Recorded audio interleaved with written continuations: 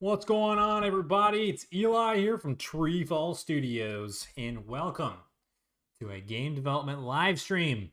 Welcome, everybody. Welcome, welcome. I am late to my stream, and I'm tired.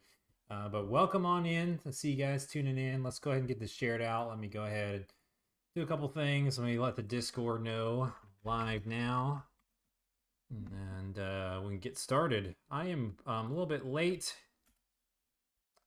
today.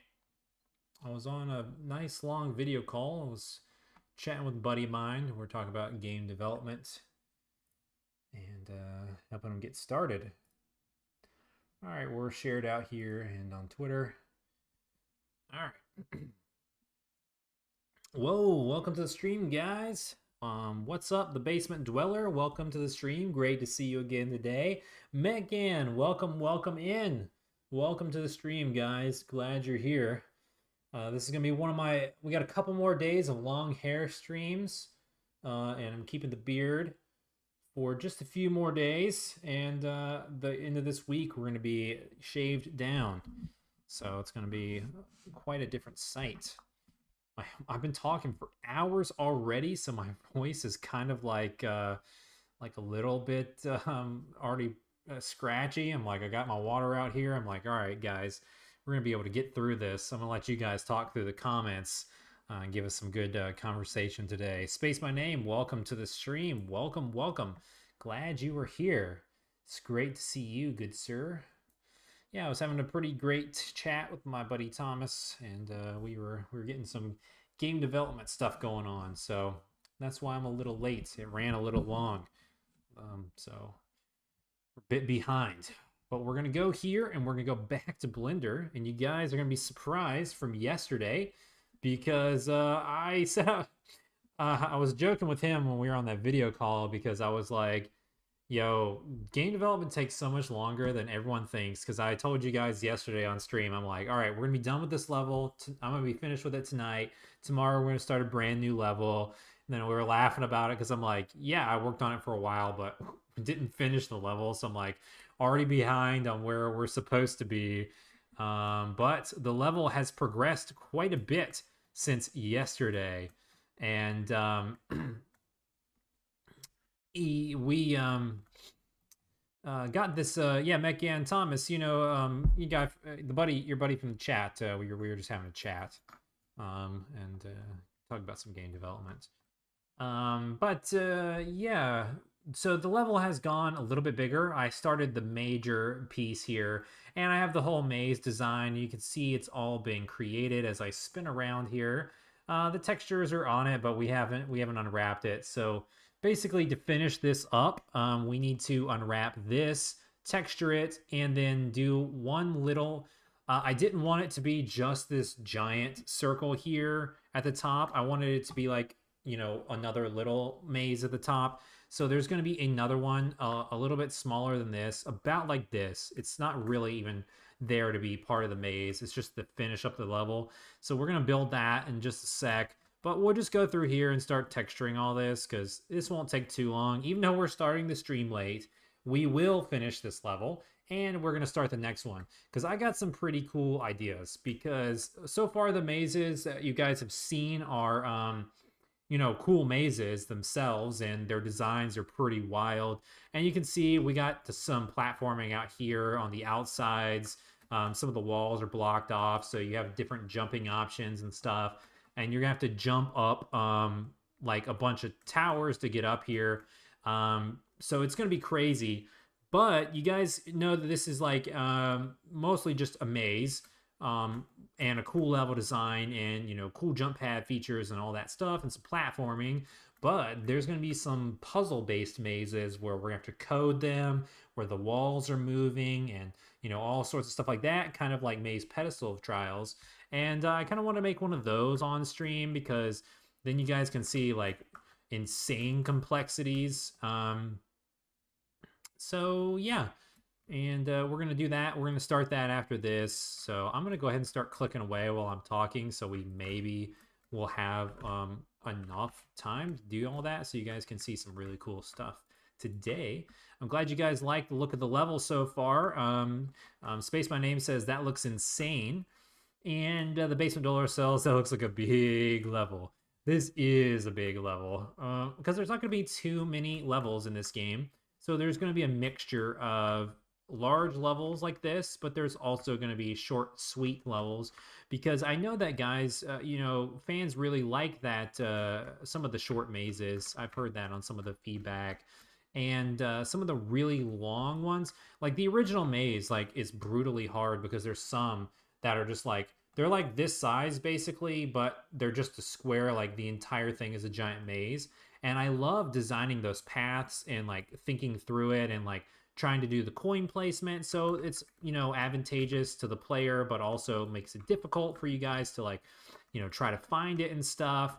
But like, you could get lost. I try to trick you and go down paths, but like try to think how players would think and then like also make it, kind of noticeable to where you're supposed to go. It's like a balance of both.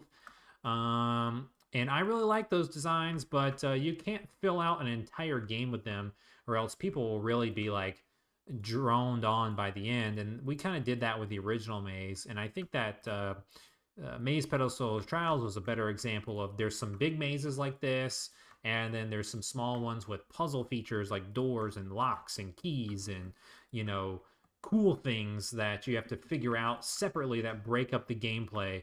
And we're going to do the same thing in this with like, doors, locks, and keys and moving walls and platforms and stuff like that. But then we're also adding a whole nother layer to the gameplay with all the verticality and super pads, jumps, and, all that kind of stuff. So it's going to be super fun. I'm real excited for this. But we're not going to do too many big ones. And the good thing about this level is I think it's perfect size actually, because really it looks big and it's daunting to make a level this big, but the player is not going to be overwhelmed too much because even though when you look at it from the outside, there's a ton of paths, there's a ton of options, there's so many places to get lost, there's so many places for us to hide coins, guys. But when we go down here and if you look at it step by step, when you start the game, there's only 3 options: left, right, or this middle path. And then the options are pretty short before you realize, okay, those are dead ends, let's try another path.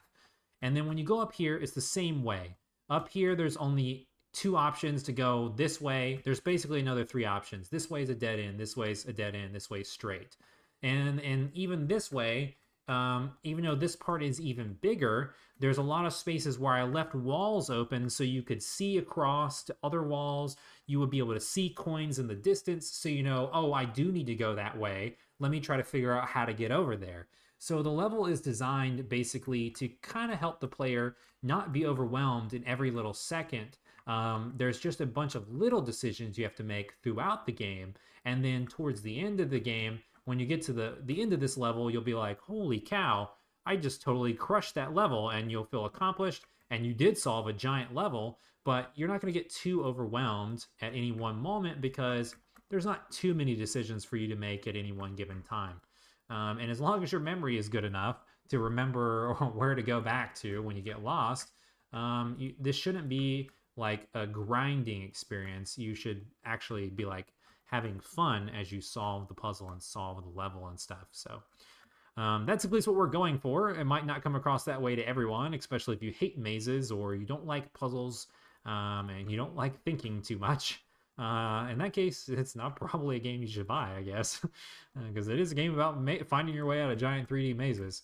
And we do want to make hard ones because we know we have puzzle fans in the audience that really want a tough challenge. But we also, it needs to be tough, but it also needs to be fair, and that's part of our design process. So that's hopefully what we're going to come across and let everyone know in this game. And also on top of all that, it's going to be cool because it's going to be different. There's going to be platforming and, moving platforms and, all sorts of crazy stuff and, stuff that blows your mind. In Maze Pedestal of Trials, I don't know if you guys have played, but one of the cool mazes, one of the final mazes that you go to, it's just like a big old square, and you're like, well, I'm confused. It's a big square. And as you walk forward, it just breaks apart and spins around and goes into 4 different levels. and then you're like, oh, there's just a couple extra squares here. I'm confused. And then as you walk closer to it, the walls just slowly just slam up around you, and it is such a cool experience. So we're gonna do stuff like that in this game, you know. It's harder to design those levels because you have to design around contingencies, and you also have to do coding and stuff instead of just modeling the level. But we got a couple that we're going to be doing some unique stuff with in this game to make it different than the other games in the past, outside of just having different level designs and different graphics. And the Basement Dweller says, I've designed a few mazes in previous projects. They're fun to make and difficult to balance. Yeah, that's for sure.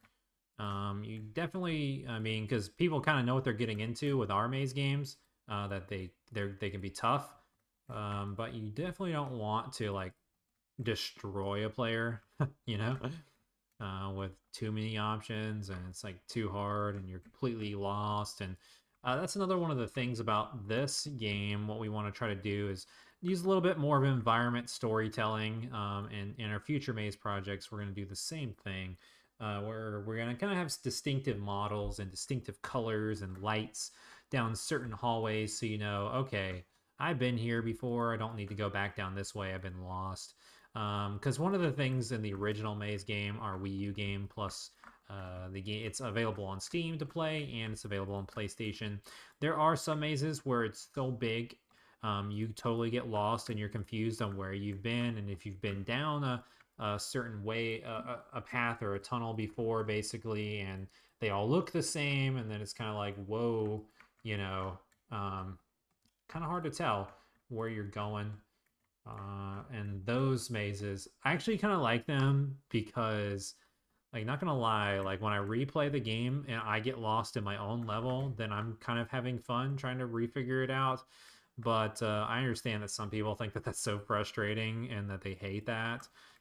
So yeah, sorry. Because I like the difficult challenges. That's like how I like to play games, guys. Like Tilting Tiles Ultimate Tilt Remix is one of my favorite games I've ever made because there's some of the most in-depth puzzles I've ever designed. But no one really bought that game, and they're just so hard to figure out. People like just basically most of the time can't really even do it unless you're using a guide. And even the guides that we watched people make for our games, like they don't even do the levels the right way. They do death abuse routes where like that wasn't the intended route, and that they actually there's a way that you can do it like one move faster without killing yourself. That's one of the things that we're going to do in Tilting Tiles 2 is like separate death routes from real routes, and like make you do both. So yeah, it's going to be brutal. Get ready for some new puzzles coming your way, coming hot. The puzzles aren't going to be as hard in this game because, you know, you don't want to have a super hard puzzle, like really, really hard to figure out, like hidden in like a maze that's hard just to find and get out of, you know? So our puzzles in these games are like a little bit on the, you know, normal side. You can figure them out pretty good, pretty easy, and then you just got to be able to find them, solve the puzzle, and find your way out.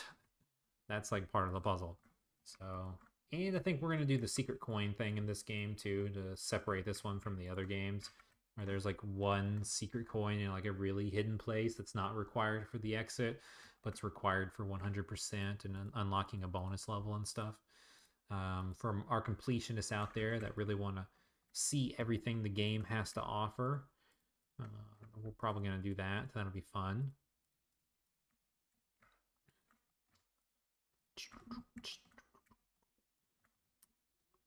This is going to be like a chill UV unwrap day. Also, a big shout out to everybody who's watching the stream. I wanted to say a huge shout out to everybody who came yesterday. We had great conversations, and the stream had a lot of viewers actually, like going through live. So it brought in quite a bit of watch time. It's definitely helpful for the channel, and I feel like everyone really enjoyed it. So thanks for tuning in, guys.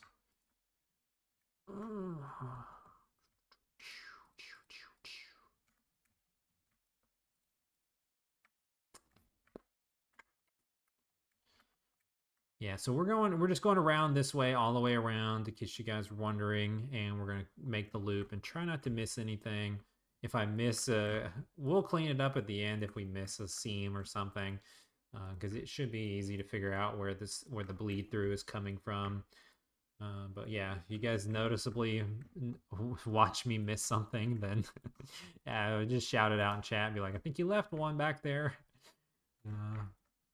Because we just basically need all the walls and floor connection spots to have seams and stuff. Um, and like the floor needs to be seamed out. Like I can't leave these.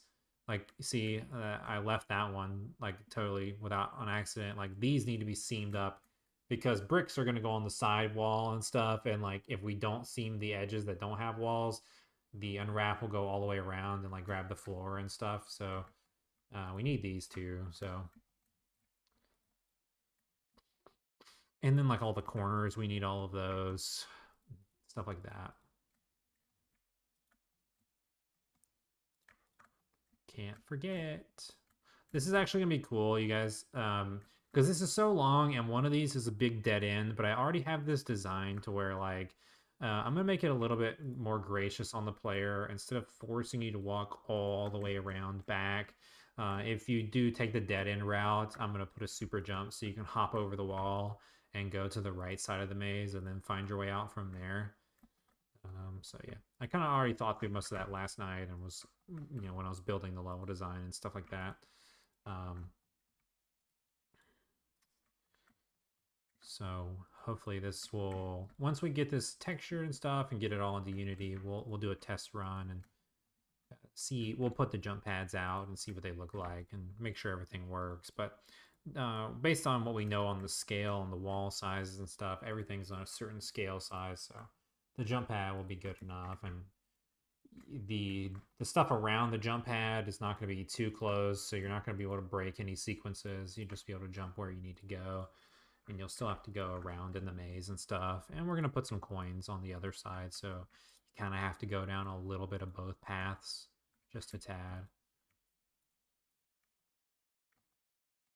It's going to be easy to miss stuff like that on the outside. Oof. Missed a bunch over here. Got all of those. Yeah, where did we start? Started here and then kept going all the way around. Let's make sure we get all the sides and stuff. I feel like this one, when we go to unwrap it and stuff, like we are going to miss something. That's for sure. Okay.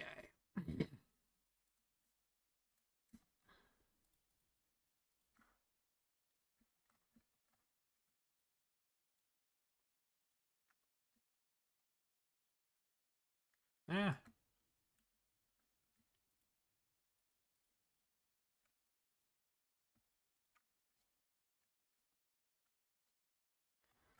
So yeah.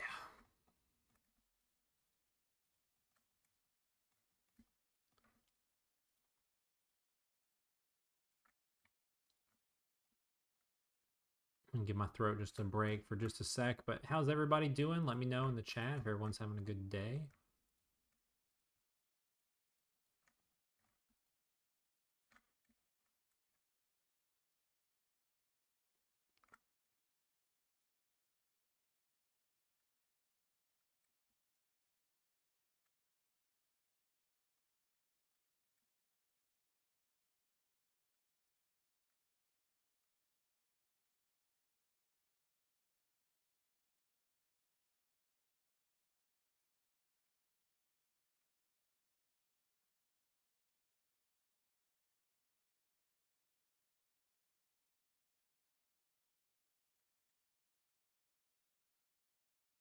Ah, unselected that one.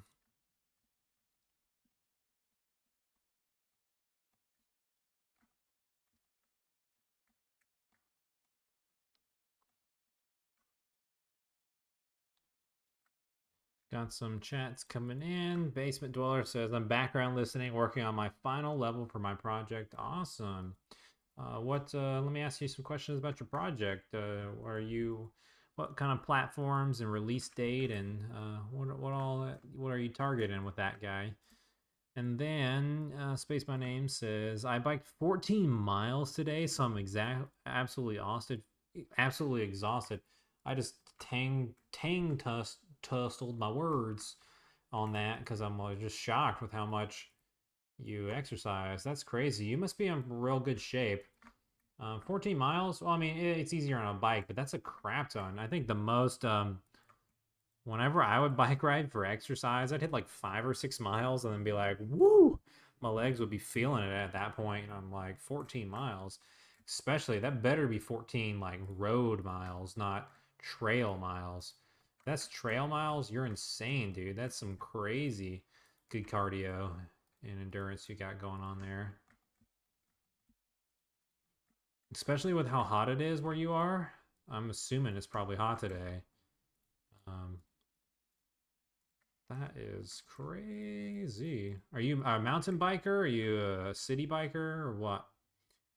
And Basement Dweller says it's just coming out on Steam for now. I have a release date in September. It's an arcade 3D shooter called Vapor Tanks.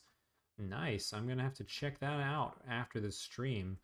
You go ahead and send it to me over there in the Discord, and I'll give it a look. I don't think I've seen that one before.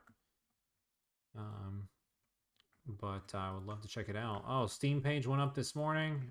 Consider it on my wish list, my friend. We were just having a chat. Me and Thomas were talking about it. You know, he's also another developer.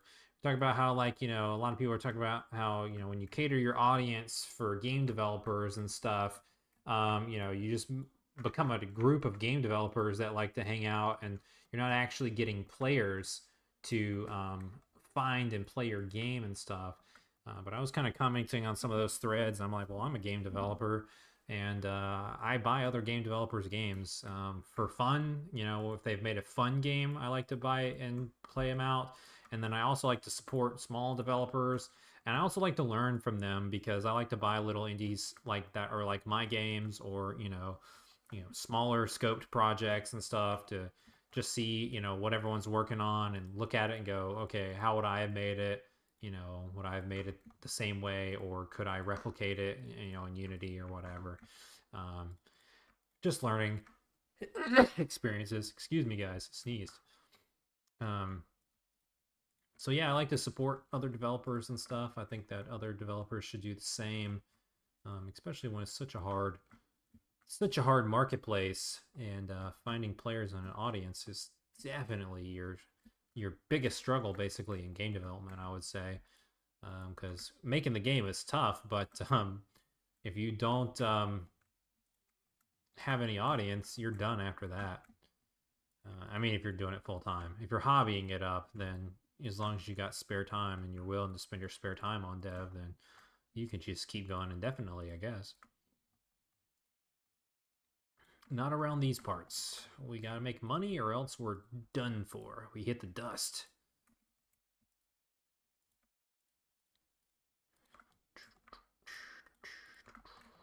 Still haven't played your game yet either, Space My Name. I gotta check it out. I'm highly excited, because I think it looks pretty good.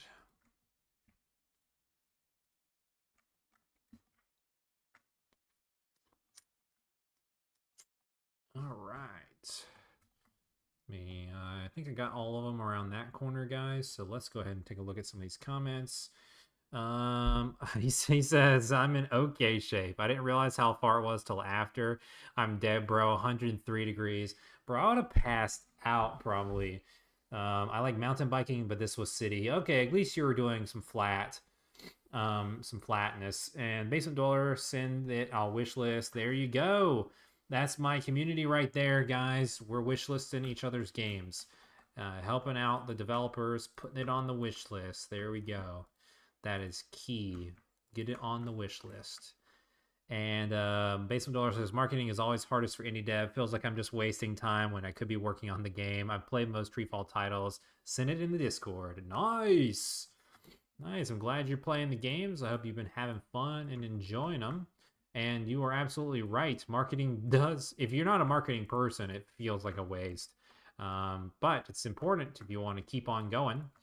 And I mean, sometimes it can be fun, like some of the YouTube video marketing stuff I do, like when I come up with a creative video idea, that can be fun. And then like I consider just like the stream I did last Friday, I'm like, well, that's not really professional or official marketing, but I'm like I streamed Mighty Math and just play the game and advertise it to new audience tuning into the stream and stuff. So I'm like, well, that's marketing, and I had fun playing the game, so so that's enjoyable. But most of the time, that's not what you're doing for marketing. You're scrolling through email lists. You're trying to email, press teams and get YouTubers to try out your game, and you just talk to the blank wall because most of the time you just don't get responses, and you spend hours and hours and hours doing it, and you gotta come up with ideas and craft posts, and your the posts don't go as viral as you'd hoped, and then you're like, well, that stinks. But sometimes it does. It works out real good, and people find your game and they really enjoy it. So every once in a while, it can be satisfying. But most of the time, it's like, yeah, you just rather be working on a fun level or making a fun game instead. That's for sure. I still got to work on that marketing video so I can do some marketing tips and tricks. Because I'll tell you what, there's a lot of them. A lot of stuff I've tried just does not work. Some stuff you wouldn't think works might actually bring in some sales.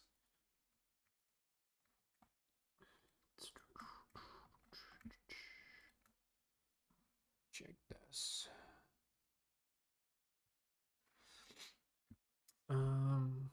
Spaceman Aim says, I enjoy making trailers, but everything else for marketing feels like a waste of a waste at times. Yeah, I mean, because like if you just like, if you're considering like posts, like Facebook posts, tweets, and stuff like that as your marketing efforts, it's like it feels like you're just yelling into the void when you just get views and no one likes and reacts to it or whatever. You don't really know how many people have actually seen it. How much can you trust the analytics? Is like, are those going to convert to sales? Are you going to make any money off of it or not? That kind of thing. So yeah, it's definitely. Oh, we missed a couple. Man, we're just missing them all over, guys. Around those corners, around here, here, here, here. My nose is starting to run now. I'm like, uh-oh.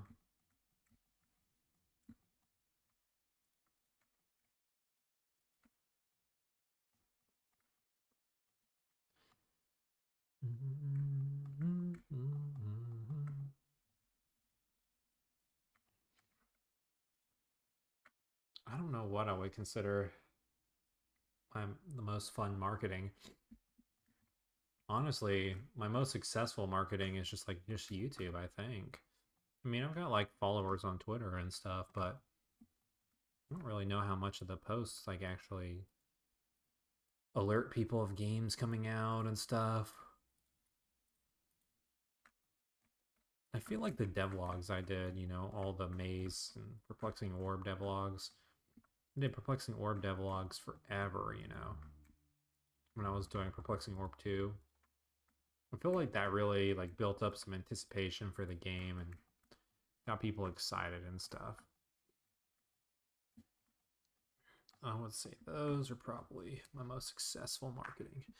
So we're gonna keep doing these. I feel like these live streams are helping too. I feel like they've brought in new audience members to the channel, and like some audience members that maybe I didn't know that well or didn't know that they were in the audience.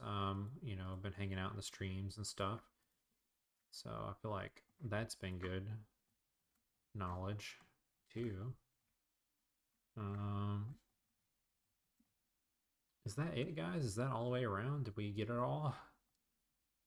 Let's just take a high level overview of all these seams and see if we've selected everything that we need. Are we missing any of these outside walls?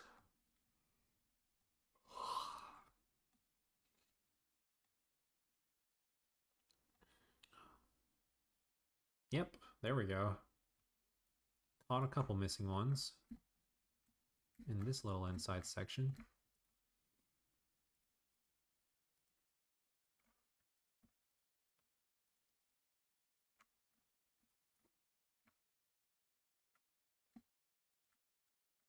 All right. Well, did you guys see that? Okay, hold on. Let me fix my eyes. Did that blur when I scrolled it, or was that just like my eyes?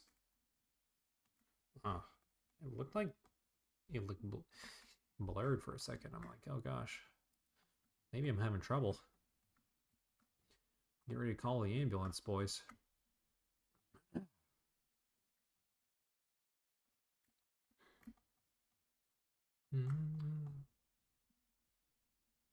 All right, are we missing anything else? I think that looks good. Any other seams outside walls?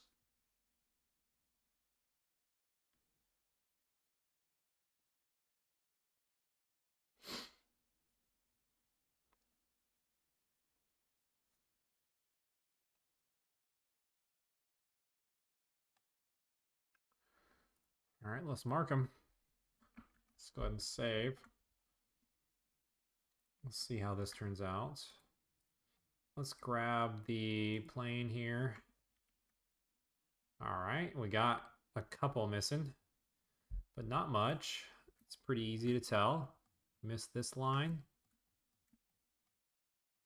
that line, and I think this one. Nope. Let's mark those real quick and let's see what we were missing else. Nothing, huh?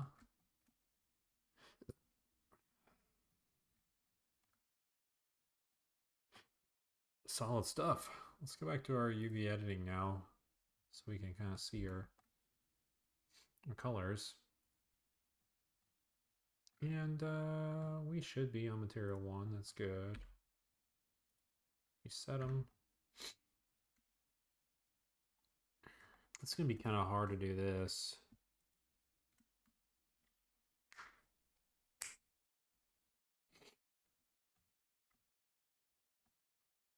This is broken up into so many disjointed sections that the unwrapping of the floor that are just quick one by one resets, those are actually going to take a little bit longer. Oh man, guys, I'm tired now. I missed one here. I don't know why it's hitting me. I didn't get my 14 miles biking on. So when you did your 14-mile bike, was that like a just an exercise, or were you like going to go, whoopsies, were you going to go somewhere specifically?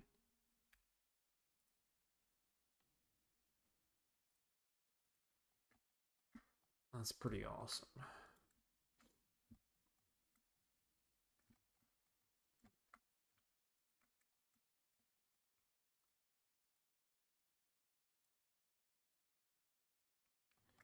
All right, let's just start here and let's get these reset. Get them all on the correct material. Make sure we are constraining. Let's see, let's deselect, reselect, and go here. All right, looking good, looking good.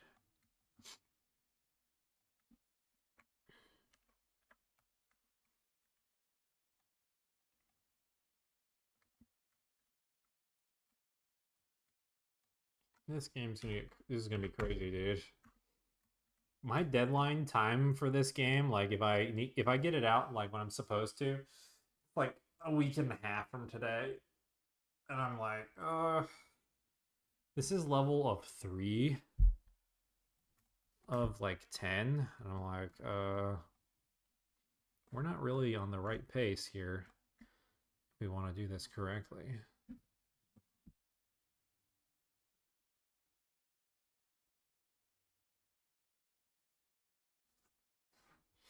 One sec, guys. Gotta.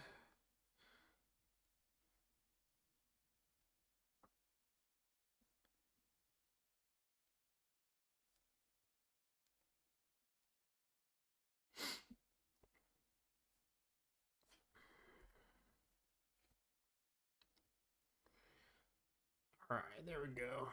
Took care of that. Let's see. Spaceman Name says, I thought I was being cheap and needed to pick up something small, and I thought, oh, that's not that far. Wow, nice.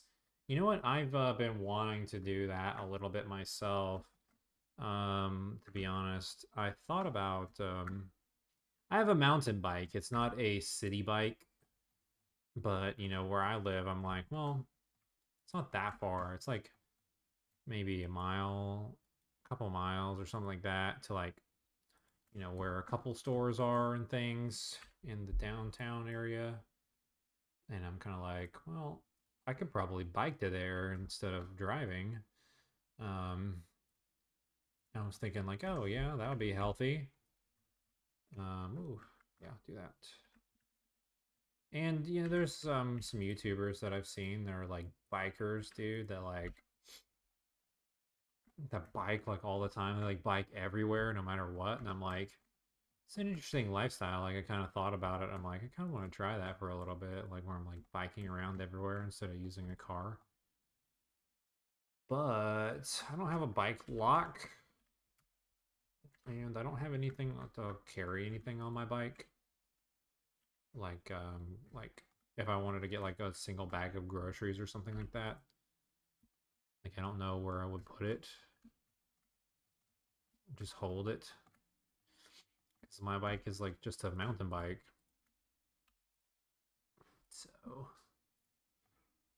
yeah. Haven't figured out the logistics yet, that's for sure.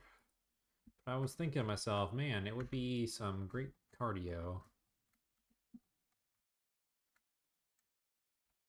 And to be biking around everywhere.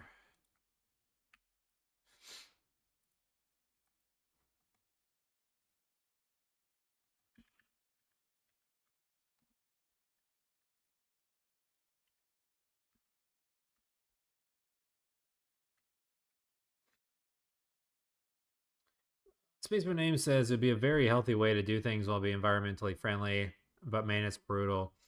Yeah, I could only take one water bottle and that was a mistake. Yeah, like I'm confused. I'm like, you know, the bike, like I have a water bottle slot on my mountain bike, so I'm like, well, I could put a water bottle there, but like, is one really enough? Like you said, probably not.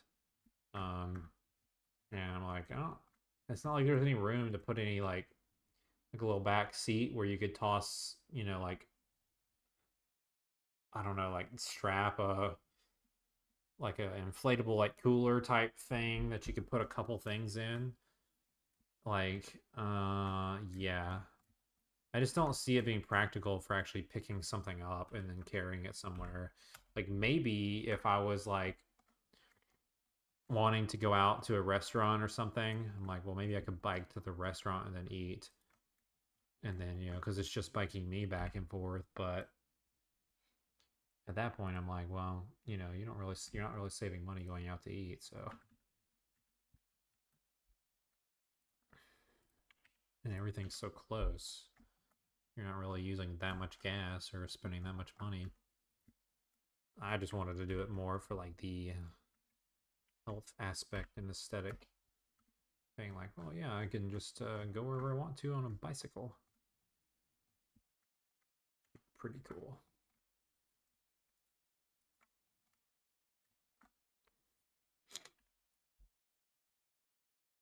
Let's go here.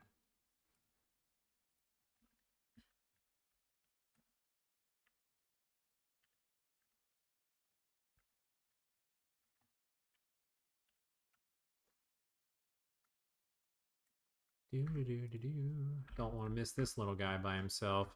That would come off so weird in the game engine.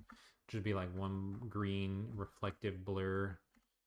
Also, we're going to go back and we're going to do this whole section all at once because I think I can wrap all the way around both ways because I didn't make any weird polygons. Everything is exactly lined up. So we're all good there. Ooh, I'm feeling like napping on my stream now.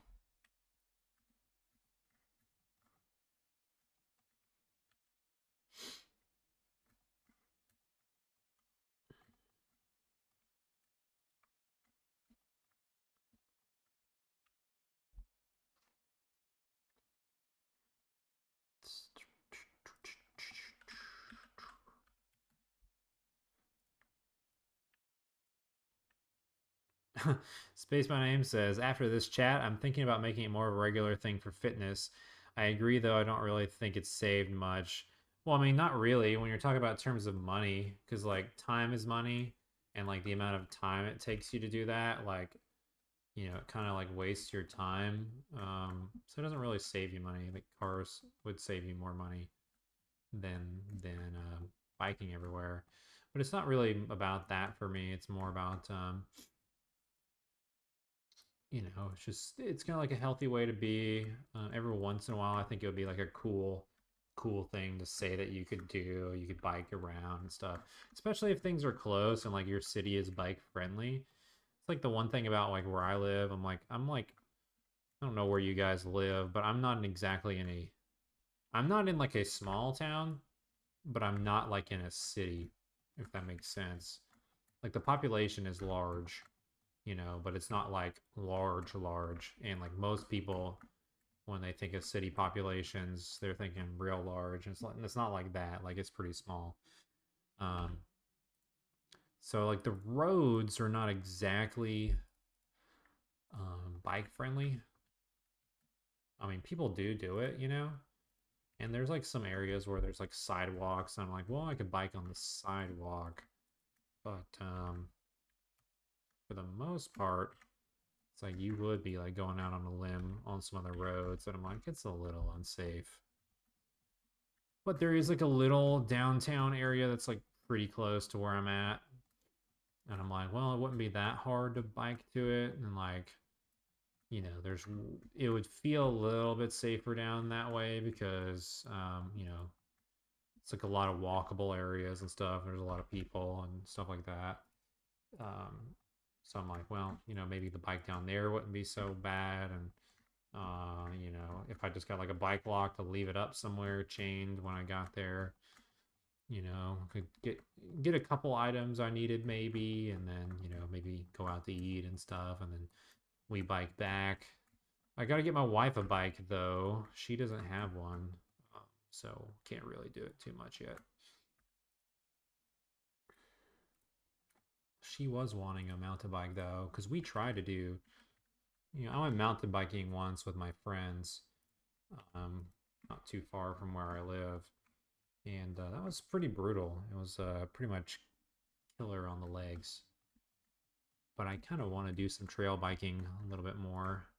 I'm just kind of like into the outdoor activity stuff. Like I hike a lot and stuff, and I like to do other things. Like I don't do it that often, but like me and my wife have gone kayaking before and stuff. So different things like that would be, you know, in our wheelhouse. So like I'm like biking, you know, like oh, I want to be biking and, you know, doing active stuff. Can't sit in front of the computer all the time. If you're a game developer, you need to get active and get healthy sometimes, you know? Nothing wrong with playing video games for quite a bit of the time, but you gotta change it up. It's gotta be met with balance, and then you'll be in a good spot. This is cruising along faster than I thought. We're definitely finishing this level, guys. It's looking pretty good. I think did we hit the end? Are all the towers done? And then everything should be done everywhere else. I think we should just stop and like go ahead and move this into the game engine once we do this next little spot, and then go ahead and see how it looks before we do the final bit probably. Let's go ahead and get this outside, and then we'll go ahead and see if we can get the whole inside. We can. We can ignore this because these ones were done already. But everything else should be good. What is this giant weird scale? I wonder if I have like a weird face selected somewhere. Space by Name says it's very unfriendly to be biking out here. I didn't realize how many intersections don't have buttons to cross with. Yeah, I mean, cause like there's some parts of like my area where they have like the little like the bike lane. But even then, like crossing over into the bike lanes and leaving them is kind of like sketchy. And then like most of the time, there's like some major highways that in order to get to those areas that have the bike lanes, you have to go over. And I'm like, I don't want to be on like a big 4-lane highway or whatever with cars going really fast and being like pedaling with my might, trying not to get ran over and die. That doesn't exactly sound too pleasant. There's still something that we're missing because we've got one unwrapped already, which worries me. Like, I don't really want to re-unwrap that. It's not there. We unselected all of those. So what do we got unwrapped? Where is this taking us that we already did? A little confused. It literally looks like it's just the outside. It looks really awesome in this view, actually, guys. It looks pretty cool when we can see through the walls and see the seams and stuff. All right, I'm a little confused. Oh, wait, is it over here? Did we do this already? Nope.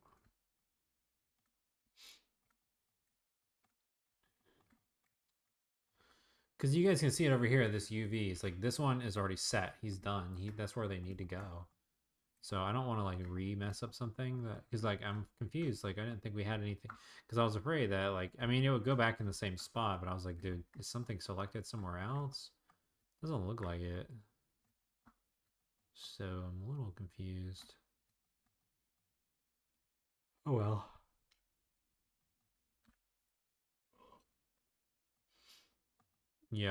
What's gonna be real hard is like the ones that don't line up that need to go. Let's make sure everything is needing to be rotated by 90 degrees.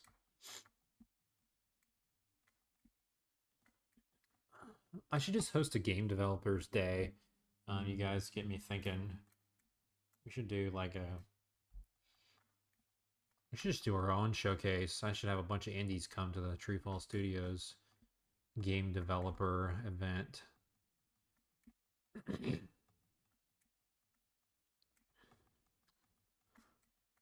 All right, we're going all the way around here. Because I feel like I've been making a ton of game developer connections recently. A lot of people have been pulling into the channel from my different videos and like sales videos. And I definitely got some, whenever I did like that 1,000 games Steam sale video, like I got a few developers who found me from that and like been asking me questions and stuff on Discord. And I feel like a lot of developers have finally found like some of my evergreen videos and like been messaging, and I've been like much more public recently with these streams, like answering questions and you know all this kind of stuff. Um, so I've been meeting a ton of game developers.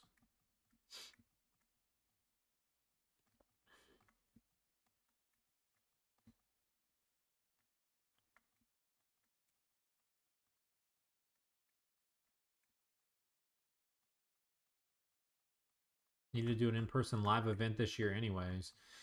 Like this was the year that I was going to do our first like live shows. Like we were gonna go to the a few game conferences and like try to hit up a PAX and stuff to display a game. But we didn't actually when we went to go when we decided that we had the money to do it. Then when we looked at the deadline and we kind of missed it, so it's kind of like next year's goal. This is like one of the goals for us is to do like in-person events. I feel like that's the next big marketing step of a small indie. Once you've got a little bit of an audience and you got YouTube going, you got Twitter going, you got people reviewing your games and stuff. Ooh, here we go. Those need to be redone. The next step of finding more people, like when your growth is like unsteady, but like maybe not exactly where you want it to be. You need to grow a little bit more. I feel like meeting people in real life, doing shows, letting people play demos, having QR codes so they can wish list, having free giveaways, shirts, and posters and stuff in real life at expos. I feel like that would gain you some, fans that you would know in real life. You know what I mean? Not that online is not real life, but you've met in person before. So I think that's one of our next steps. And then after that, we'll host a giant TreeFall Studios developers thing. You guys can show your games at our booths. Forget PAX. Come to TreeFall Studios Day. All right. We'll make it free. That's all we'll do. I bet you I get a ton of submissions if I was like, yeah, we'll just pay for everything. Oh. Oh, lordy. Those are the only ones that are probably correct. Everything else is probably the wrong way. Let's see if we can highlight all of these. Rotate by 180. Oh yeah, guys. We're looking good. Except for right here. Where does it start? You can tell where all of a sudden these squares line up on top of each other exactly.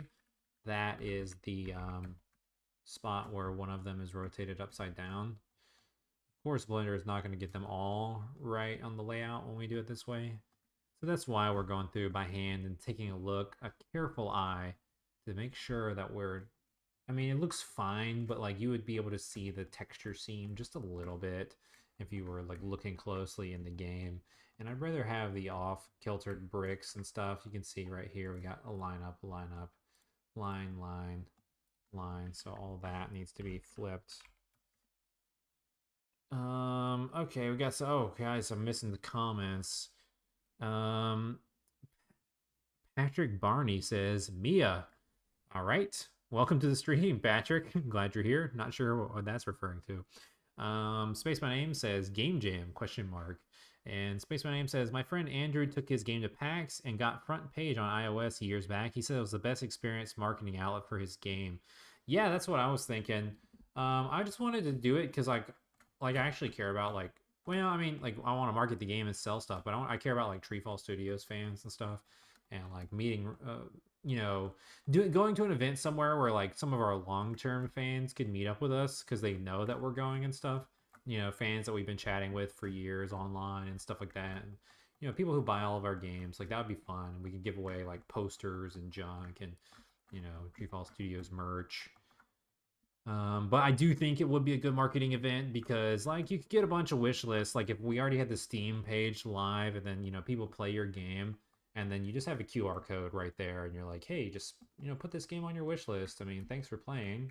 When you ask someone to do it in real life, especially when they're already at a conference like that where the whole thing is all about video games and stuff, like they'd be more apt to probably put it on their wish list than you know doing it when you just posted, like ask people to do it on Twitter and say, hey, could you put this on your wish list? So I think it would be a good place to basically farm wish lists, is what they say. It's the marketing terms that people use, but I just think it would be fun to do an in-person event. A game jam, possibly. I don't really like game jams too much. Like I was just talking to Thomas about that because I've been invited to do like a special event game jam that some larger scale YouTube people have put together. It's all hush hush right now. It's a secret. No one's talked about it. Not allowed to really say anything about it publicly. So I'm not going to tell you who is involved or who's been invited or anything like that, or what the jam is even about. It's taking place in a future date. But as a full-time game developer, like I was telling Thomas, I'm like, taking 2 weeks out of my time or a week out of my time, to work on a game for a game jam, it's fun, but like we're like kind of on tight schedules. Like I can't really do that. I can't really afford to do that. You know what I mean? Like people ask about like they follow my channel because they want to know about the game dev dream. They want to be full time indie. And I'm like, well, you can't really just take 2 weeks off to do something that's not going to make you money because then that really throws schedules behind and all that kind of stuff. So I could maybe host one, possibly. I think that would be kind of cool. I know a lot of people like it, um, but it'd have to be a short jam. That's for sure. Can't take too much time out of it because it needs to be short, sweet, to the point, um, for sure. And it's a possibility.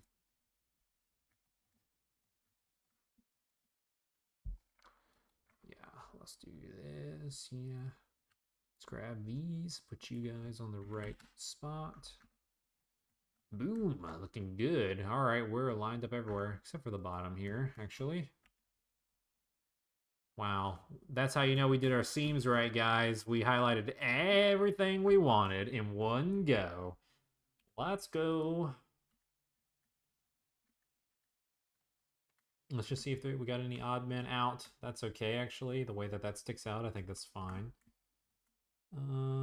This is fine, to be honest. Who cares? Oh, that doesn't is not fine. We need to fix that. And we can rotate these guys.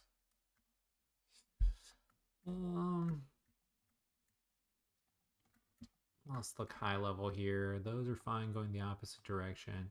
We just want to flip them as long as they're in sections where they're like, I think that breaks up the monotony a little bit. Like that section going that way is fine. This section going this way. Actually, I think it looks better that way.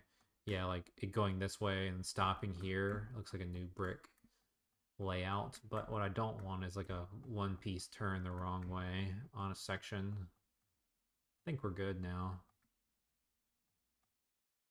Yeah. Like that's fine actually. All right, so we're good there on the bottom here, and here's done here. Yeah. All right, now we just got to do this top part, and then we'll build that last bit of the level, and we'll be done with this junk. Let's see. Basement Dweller says, I've never been in a game jam, but they sound fun and stressful and stressful. Yeah, I mean, because, like, I guess if you're, like, gotta make something, like, really fast, like, you gotta hurry up. But, I mean, like, the point is, like, they're jam games. They're not, like, full games, so, even if it doesn't really work or, it's really glitchy or whatever, it's fine. It doesn't matter. Oh, we haven't cut out this. And Spaceman Name says, I like Ludum Dare because it's only 48 hours. The fun part was being on a big call and seeing what you can make under pressure. It's very stressful but fun.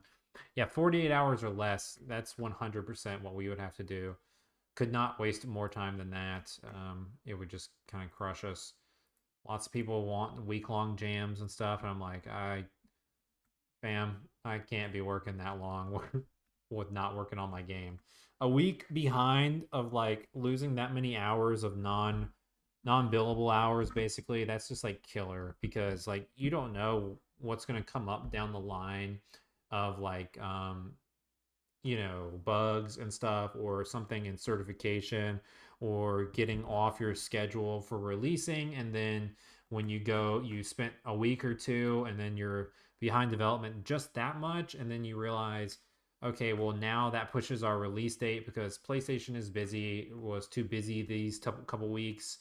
And there was too many games coming out this area. So now we got to push back a little bit farther. And then oh, now there's a big PlayStation game launching the same day. I can't launch the same week as Spider-Man or else we'll lose money. So now we got to dodge that. So when you're thinking of a full-time business and you're like, okay, I think about every game launch. You can't be launching no indie game on PlayStation within the month of a first party release. I mean, you're just stupid if you want to do that. So it's like you have to manage like Nintendo. If you're releasing on all multiplats, you want to launch at a time that's like you don't want to be launching the week that Pikmin comes out. You don't want to be launching when Spider-Man comes out. Make sure my light was really going dim. All that kind of stuff is something you got to really think about beforehand. This should be 195, 15, 210. 210, yeah. So even like a week or two when you're not working, I mean, you could just kill your timeline by months on accident. So some of these projects we got are extremely scaled out to like certain days and stuff. And you got to be careful because like my big worry about this project, the reason we're on such a tight budget for this timeline on getting maze done is 225, 226 is because we got some releases coming up. There's not anything, well, there's not nothing too major, but there is some major stuff coming up soon. Like August is pretty packed, and we're gonna have to go in between some of those release dates and like just hope that it doesn't affect our sales all that much. Um, because there's like some major third party games. It's all third party games, but they are all coming out in August. There's like some ones that people seem to be waiting for. I kept seeing people post like this image on Twitter, like these, like media accounts and stuff saying like, oh, what are you picking up in August? Because like all these games are like launching in August that have been like known about in development for a long time. Because it's like, okay, I don't know if you guys have heard about Sea of Stars. They're like one of the darling indies now. Like everyone has picked them up. Like they're going to PlayStation Plus. They're launching on an Xbox. They're getting promotional material from Nintendo. So like you're talking big deal stuff. Well, I mean they're launching at the end of August. They have nothing to, that's like a little RPG similar like Chrono Trigger and stuff, I think. And it's like pixel art. Looks really good. Like, they're going to sell a lot of copies. It's like a $20 game. So you would think that it's not really something that would be competing with like Maze at a low price point. But technically it is. If everyone's eyes are on that game, in the last week of August, especially in terms of eyes for indies, you can't be launching and getting people to, because like the people that make content for our games and stuff like are small time YouTubers that need clicks and they need to be playing what's current. So like if you gotta think about their schedules. You can't be doing that. You can't be launching then because like they're gonna be busy trying to make videos, content for that, or their reviews for that game, so they can try to get more clicks. And then yeah, so our launch window is looking slightly crammed because that's coming out. Let me see if I can find. I got a list. I'll read off the list to you guys, and then you can vote your struggles. Here, let's go. I saw this dude.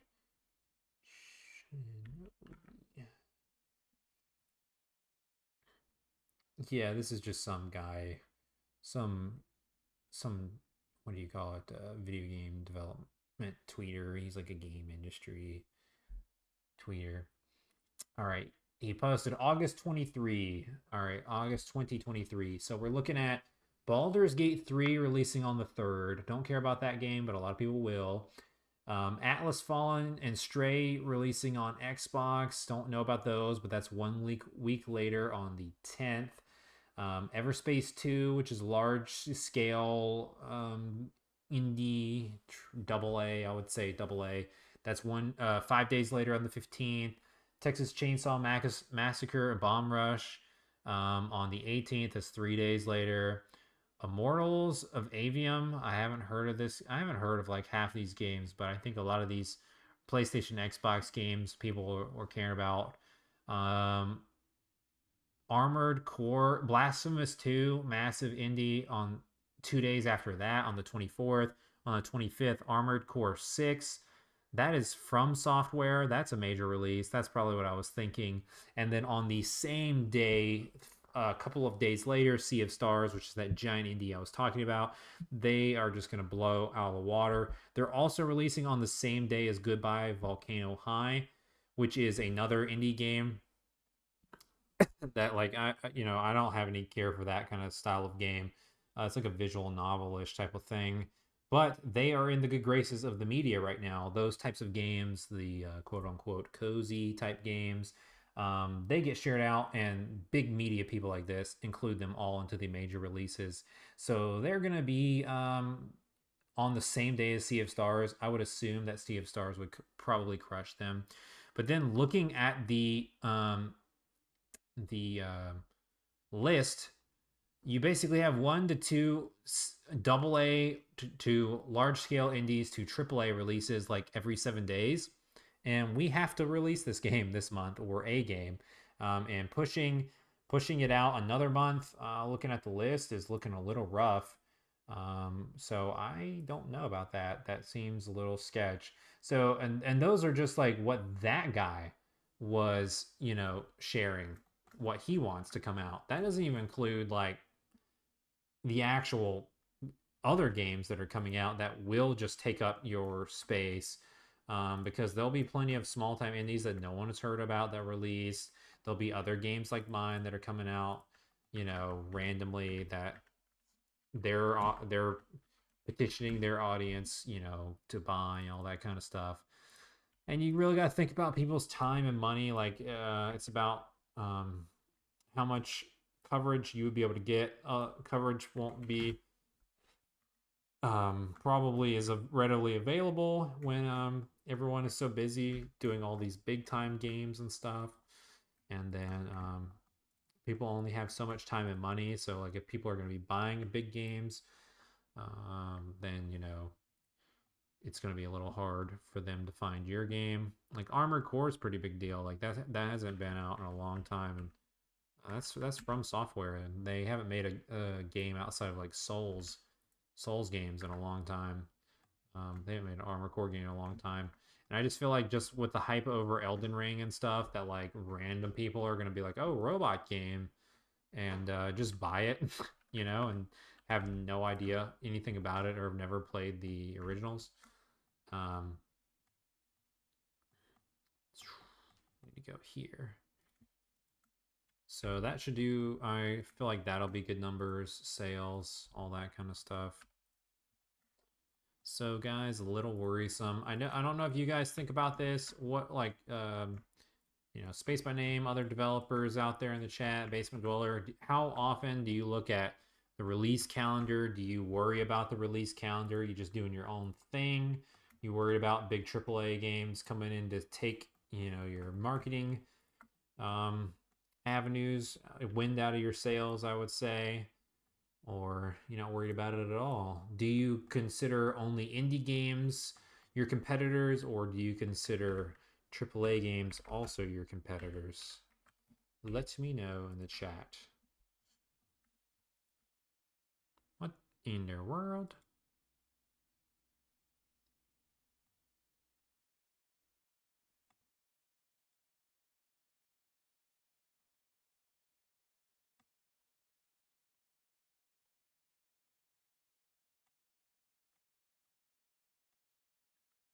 Oh, this is incorrect. Let's just do this here.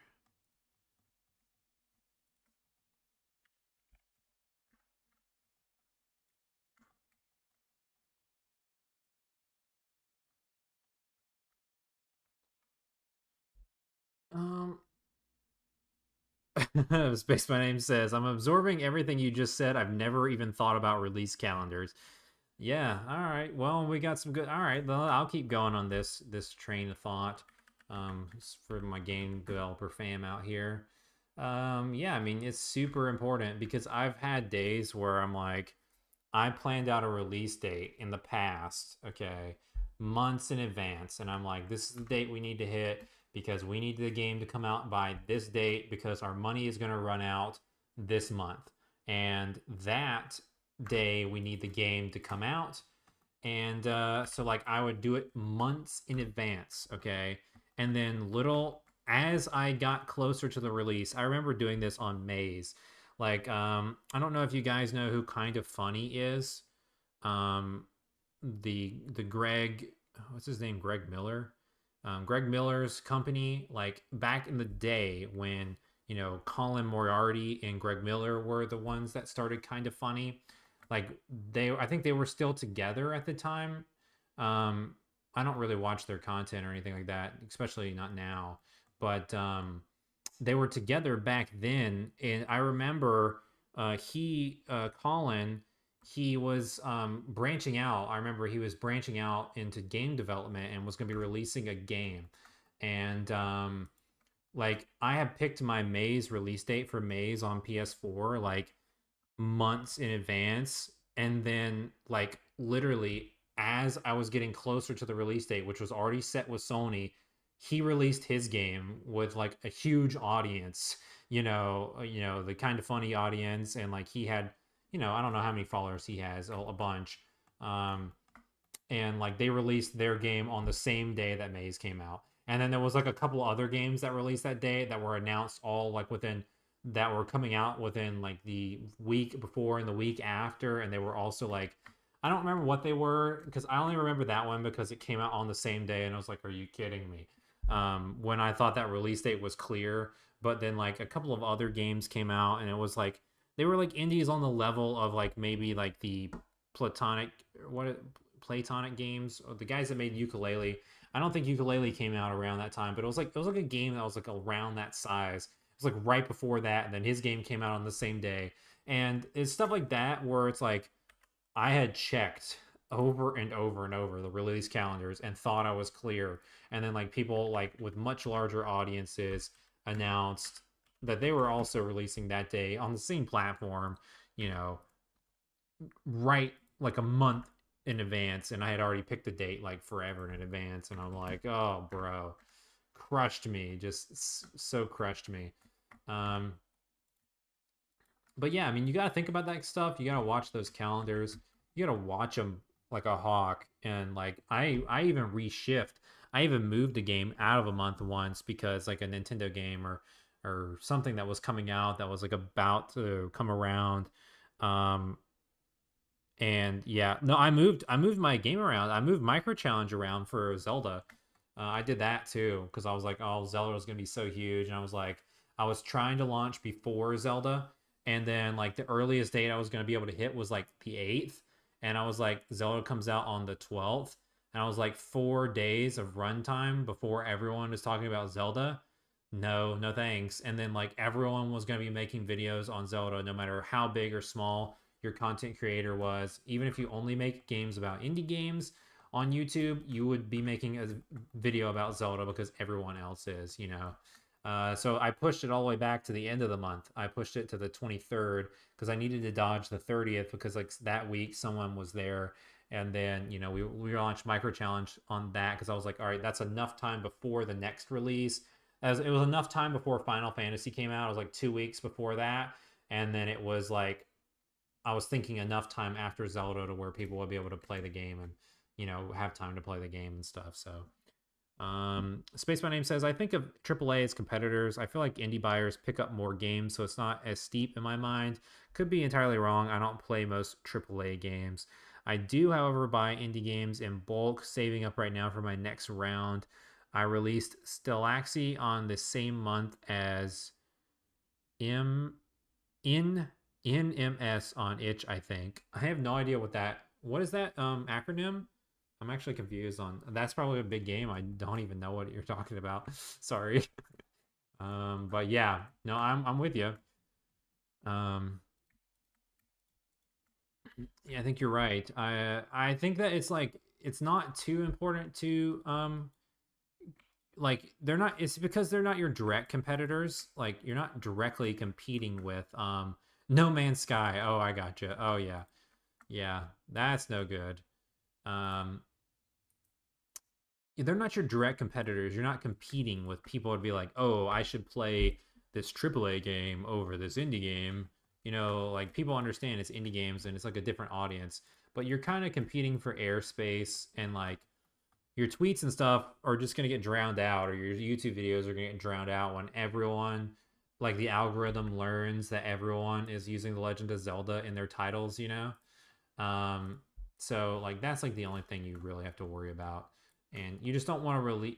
You just like people only have so much money, so it's like you don't want to release on a day when like everyone humanly possible. Like they sold more than 10 million copies in like less than 3 days. They outsold Pokemon with Zelda. So like like everyone is spending $70 on that.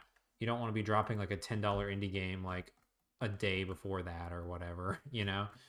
Um, I think that these are actually.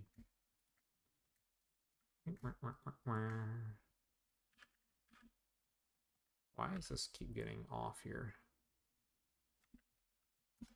That would be my opinion.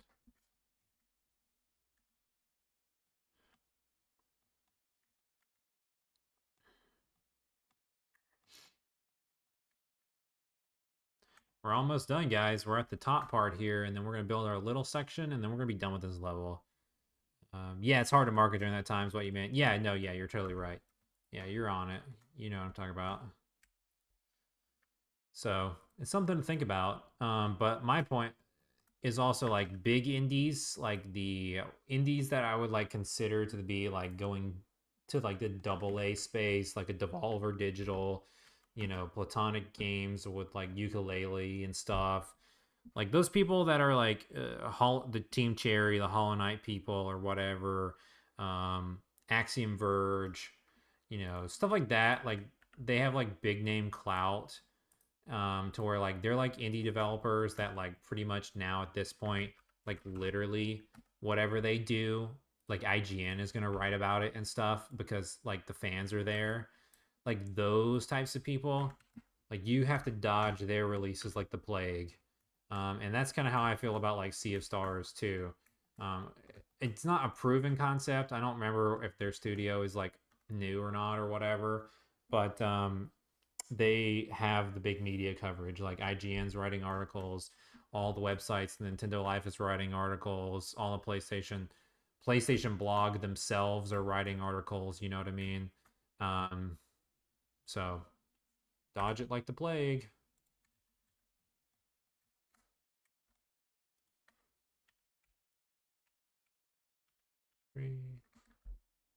I want to go ahead and let's go ahead and get these seams out of here before we keep doing this so we don't have to do it every single time.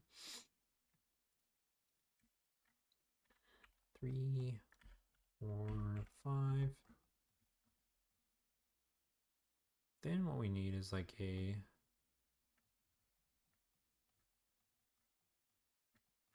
how many do we do here?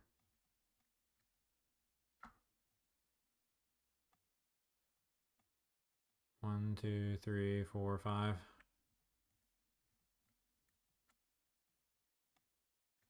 This model's so big it disappears. Let's go like 1, 2, 3 out, and then do like 1, 2, 3, 1, 2, 3, 4, 5. But then go like here. 1, 2, 3, 4, 5. 1, 2, 3.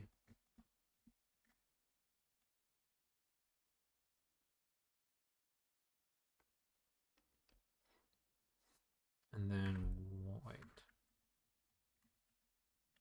1, 2, 3, 4, 5. Okay, yeah, good. I wanted it to be smaller than that bottom one. 1, 2, 3, 4, 5. 1, 2, 3. Yeah, all right. So that'll be 1, 2, 3, 1. Nope.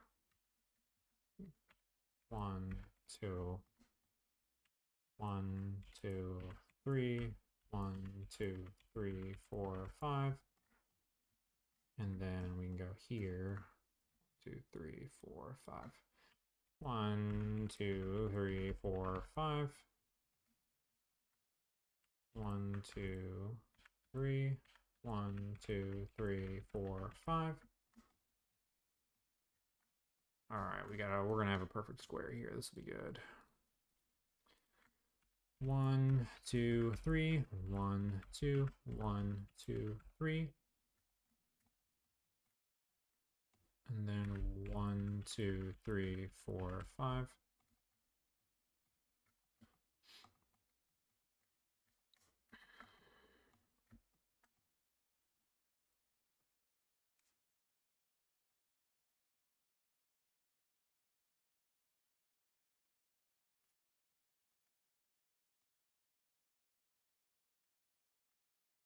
Yeah, this is what we're gonna do actually.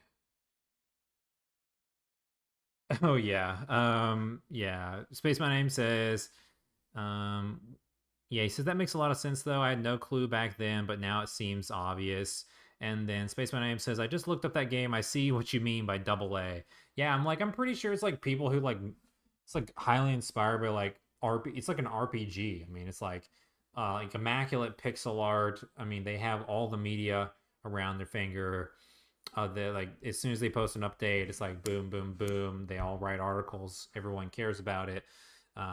Like you got mainstream people talking about the game, like on Twitter, like always advertising the game, talk about it. They can't wait to play it.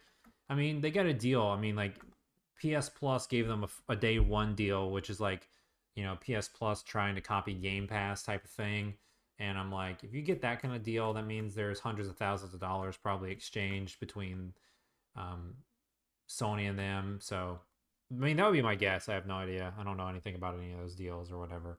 But from my understanding, like the Game Pass effect is like, they're showing out at least $50,000, $100,000 minimum for like 6 months contracts for like small indies to go on there, like whatever.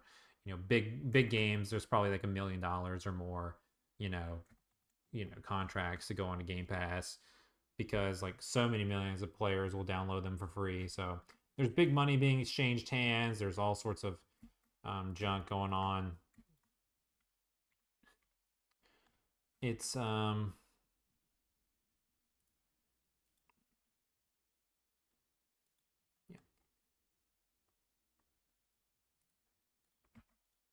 Now we go 1.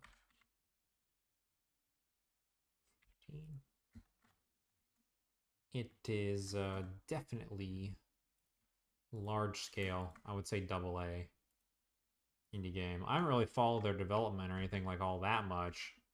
Um, but I had seen them enough to know, like, yikes. Probably shouldn't be launching Maze like the day of that. But then if we look up at the release calendar and we go like games coming out in September, at some point you just have to realize like, all right,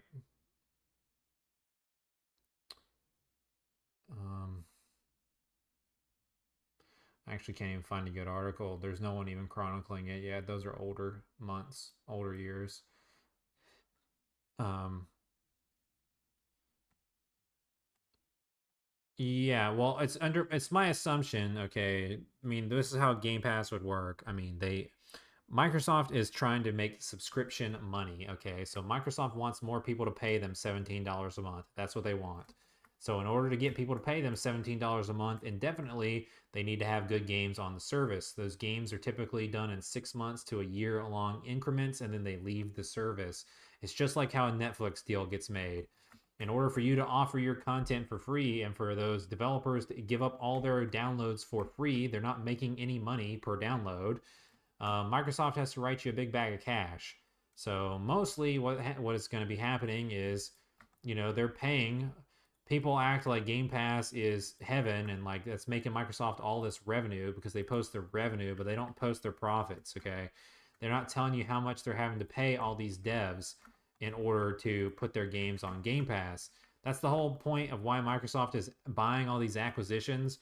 Well, they don't have to pay Activision $50 million to get Call of Duty on Game Pass if they just own Activision. Okay, we'll just pay $70 billion or whatever and just buy the whole company, and then they can throw all their crap on Game Pass in order to try to make more money off people per month. That's what they're trying to do. But when you got someone like Limbo is going back into Game Pass and they're a small studio indie developer and they're wanting good content to be on Game Pass, they probably wrote them a $50,000 check for that game to be downloaded for free for however many months that it'll be on Game Pass this time before it leaves. And then, because they'll have millions of downloads. They wouldn't have ever sold that much. They maybe would have sold 50,000 copies over the month if it was on sale or something like that for Limbo. I mean, Limbo's huge. They probably let me Google it. Let me go Limbo sales figures. I'll see what they're at. Um, this has been out since the Xbox 360. Um, what is that? What is that one place called? What's that website called where they do the sales for video games? This should probably show up on VG charts. Let's go. I'm just gonna do this for you guys. Let's see Limbo, for example, so we can get a number. Yeah, okay, right here, for example, if we look at Limbo, all right, this is not official numbers or whatever, but you guys can get a good idea right here. So Limbo shipped 6 million copies already. And we got double packs with Inside and Limbo. They haven't tracked these that well. You got the digital versions, you have the disc versions. Let's say that they got between 6 and 10 million copies sold. It would not be surprising if they could sell a couple 100,000 copies of the game going in and out of discounts over the course of 6 months. So, in order for Microsoft to pay them for them to give up those sales, they have to offer them a decent sized check to make it worth it. You know what I mean, guys? So then they sign the deal and they say, all right, our game is free for X amount of time because we took a bag of cash from Microsoft. And that's how that works for the most part. Don't get me wrong. If they wanted tilting tiles on there and they offered me a bag of cash for it, I would let them take it for free. That's for sure. But they don't really hand out deals like that to those little games. Maybe if they really, maybe Phil Spencer, he plays a lot of the games. Maybe he would like maybe he think the puzzles are so good they toss us a deal for tilting tiles. Maybe if you gave him a deal where you gave all 3 of the games on it for a lower price, you know, I could maybe work something out like that. But Xbox is everything is done by deals. Even getting your game on their system is done by a deal. You got to figure out how to do. You got to wheel and deal because they approve every game bit by bit, and each game they can say, "Nah, we don't want that game." You know, what are you gonna do to make it better on Xbox or whatever? You know, and then you gotta work hard. You gotta wheel and deal to try to make sure you can get on the system.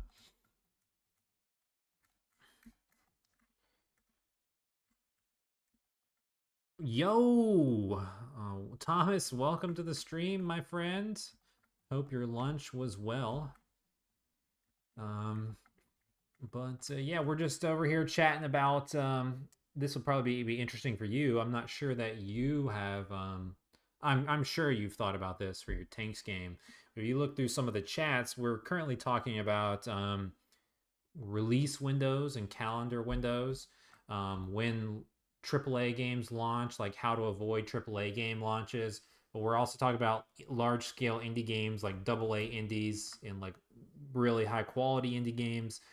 We talked about the whole release calendar for the month of August, and you know how it would be really difficult for me to dodge all of these major releases, and how it takes away time from YouTubers that are making those videos. So you lose marketing, you lose money most likely because people are spending money on these other large releases and everyone the ones that everyone's talking about, and how to manage and basically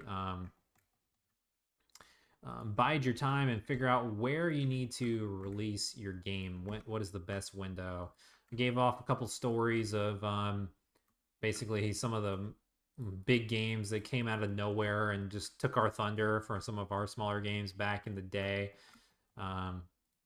So yeah, been an interesting chat. Space my name. I think I think I got his thinking hat on now. He's like, oh god, my next game. I'm worried about when I release it. Oh. So yeah, it's we're just talking about that and trying to figure out. And then we were talking about Game Pass and how Microsoft pays, would pay you for your game to be free for X amount of time. Thomas said, "Good grief, that's above my pay grade." Yeah, I pulled up the release calendar and read off every game that was coming out every 7 days for the month of August, trying to figure out when you would want to release Maze. We plan out basically like what our development schedule is, like how fast we got to work in order to hit the right target, in order to make sure that we are not going to be drowned out completely. And you got to also plan, you got to know in advance, you got to plan ahead and think All right. Well, how long is it going to take? How long and how challenging is my game? Okay, is my game really difficult for YouTubers to play and get through? Is it going to take them longer to make videos? How long is it going to take them to make that video? How far in advance do I need to send them this code? How long is it going to take Sony? How much in the process in advance am I going to have to do this in order to get the codes from PlayStation and or Xbox or Nintendo? And will that be enough time when I'm managing out, guessing how long they're going to be taking to play the game? If they're going to have time, is it too close to another release window when another company is already going to be sending them out a major game like Sea of Stars, which they're going to be playing over my game and just ignoring the email? So that kind of stuff is what we've been talking about. And I think we've been on the track of realizing that game dev business is harder than people think it is. You are competing for time and you're competing for dollars 100% of the time. So, yeah, here we go.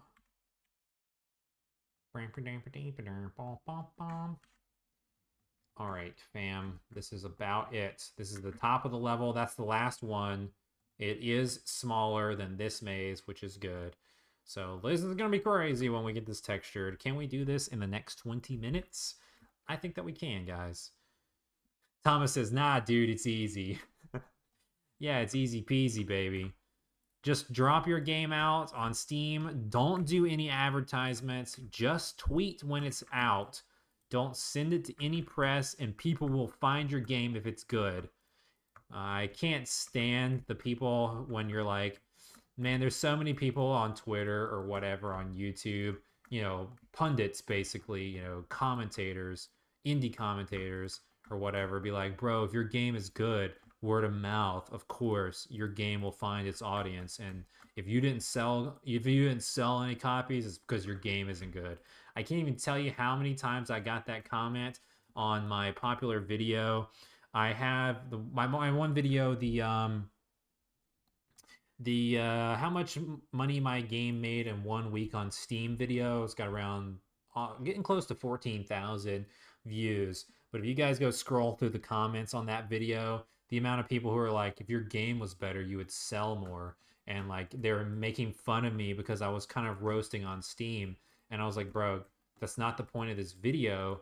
The point of this video was to say that I did the same level of marketing for the game on Steam and for it on PlayStation, and it sold like 100 times more on PlayStation than it sold on Steam.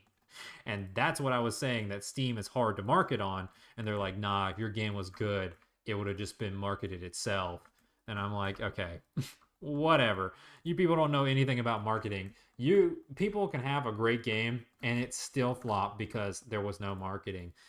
There is some truth to be had if you're lucky and you go viral and you got something that just hits that word of mouth where everyone's got to share it and talk about it. Might happen. It could happen for you, but you kind of need a marketing plan, and it's tougher than people think. That's for sure. Thomas says, just make your dream game in 3 years and it will then sell for millions. Yeah, that's happened to like 3 people. And if you look around the internet, if you type in game dev hashtag on Twitter and just scroll through, see how many people are doing this life. You tell me how many people that worked out for them, even though they worked on their dream game for years. Probably not that many.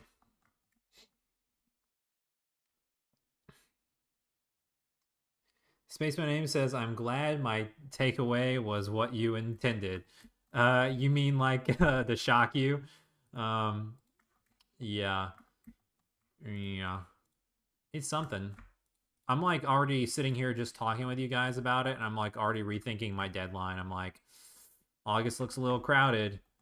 And then that's when you're like, shoot, I'm telling you, there are so many game developers out there. It just blows your mind how many people you're competing with. Because I don't really like to think about other developers as like, your competitors. They're your comrades. You want to help them. You want to help them be successful. There's room in the market for plenty of people to be successful. But when you really look at game releases and stuff, when they're coming out, they are your direct competitors at that point. So you kind of got to look at the calendar that way. And it's kind of crazy just how much you got to plan. But if I was like, all right, August is looking a little crowded, let's push this into September.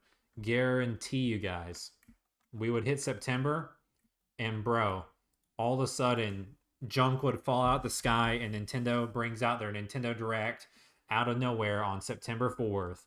And then they're like, oh, we're shadow dropping Metroid Prime 2, guys. And oh, we showed you a bunch of stuff that's coming 2024, but here's also Kid Icarus remastered from the 3DS. And it's coming out in 1 month. And nobody will be talking about Maze Rising Trials, I'll tell you that. That's exactly what would happen if we waited till September. So sometimes you just gotta look at that stuff. We plan out like, dude, I calculate when Nintendo Directs are coming out, when Sony's first party games are coming out. The only one I don't really calculate is Microsoft, because they don't really release games anymore, and when they do, they're just free into Game Pass. You're really not competing with that. So yeah. But yeah, you got to be careful, guys. Um Thomas says, I thought you said this level would be already finished before the stream. Bro, I told everybody when we started the stream that I was talking to you, and that I was joking about how that game development is such a long process that I was planning on being done with this last night, and then that for sure we'd be on the next level. And then I titled the stream, we'll finish this level, and then we'll start the next level. And here we are, almost 2 hours into the stream, almost an hour and 40 minutes, and we're still not done with this level, guys. So yeah, this will just show you get better at planning and time management as you go, and you really know like about how long it's going to take you to do stuff. But we're finishing this level on stream, that's for sure. We're going to finish it, and then we're cutting this stream off today. We're finishing it, but we're not going to start the next level. Yeah, sorry. Tomorrow. Tomorrow. All right. What's that, West Side Story?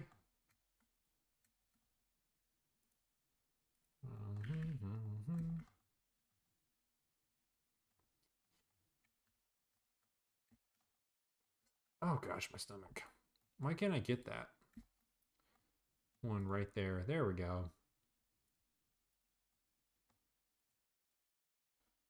All right, guys, look at that. I think all those scenes are done. Are we missing anything? I guess we'll be able to tell when we click on this. Did we get any walls? Nope. It's time, boys. Let's go unwrap.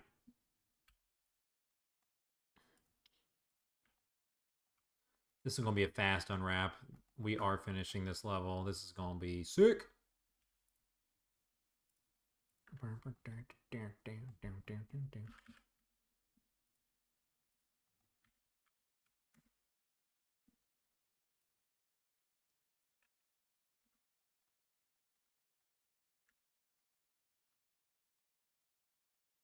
This is almost all one piece, this top part of the maze. Yeah. Just missing this. This is about to be done in like a flash, guys, and it's going to be awesome. All right. We need this. Sure, we're only grabbing what we need. Reset it all. Sign it there. All right, our grass is done. Now let's get this little bitty guy here. This one. Oh, wow. It goes all the way around. Pretty solid stuff. Let's reset it. Give it the right material. Let's make sure we got to get this. This is going to be the longest part because we got to make sure that these are going the right direction. Let's go line up around here.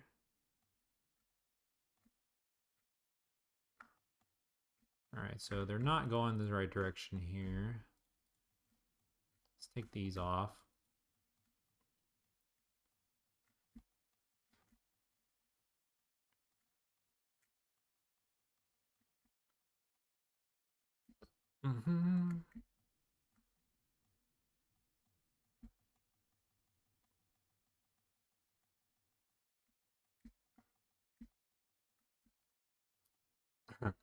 Yeah, it's crazy because like Maze is like one of the games I make when I'm like, all right, we need to make a fast project. But then when I think about it, to be honest, all right, these guys are going the opposite direction. Good thing we didn't think we were all the way around. The original Maze game is pretty large, guys, on Wii U, and the one that's on PlayStation and Steam and stuff. And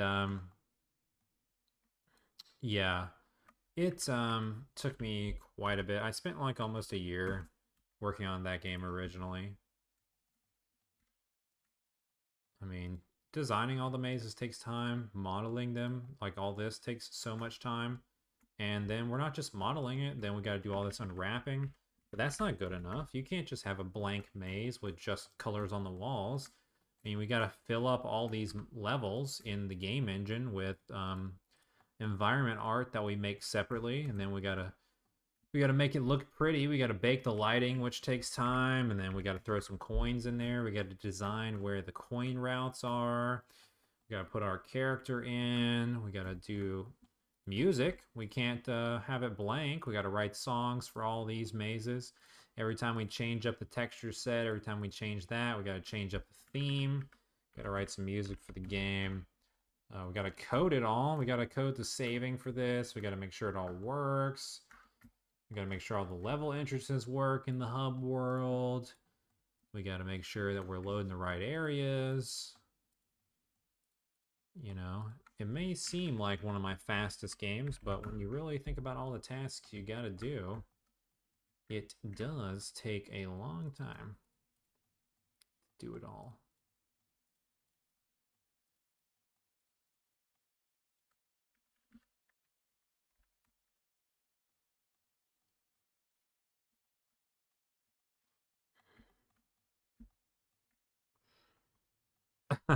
Space My Name says game dev speed run. That's right, baby.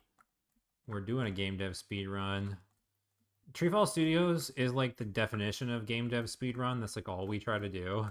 One thing to the next. The speed run as fast as humanly possible in order to make very small amounts of money and survive. But hey, it's fun. Speed running is great. All right, let's take a look here. Separated, separated, separated. Doom da doom da doom doom doom da doom da da ba ba ba ba. Just made up a song right there for you guys. Looks good. All right, now what we need to do is I want this to be 4 jumps.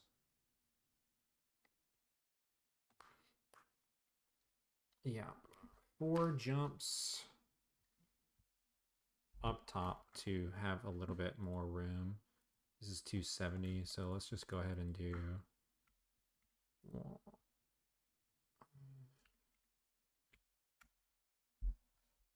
right, let's go ahead and clear this so we don't have that annoying us. And let's get rid of this.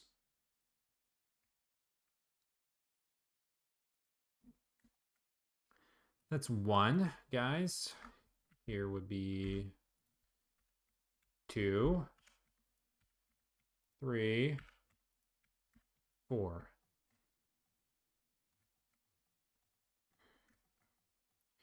And then we need this platform.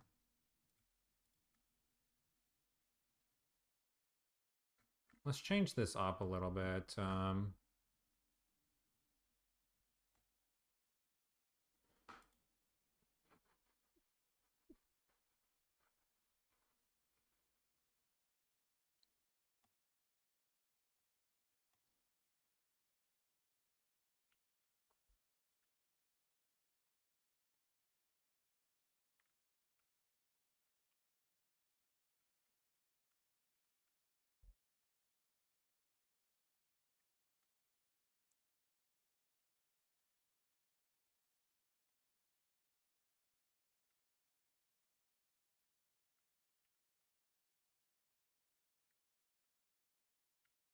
I decided to change it up like at the last very second in order just to break up the monotony of the same jumps.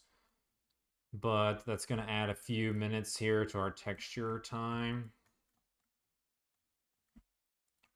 Usually like to cut off the streams by 5:15.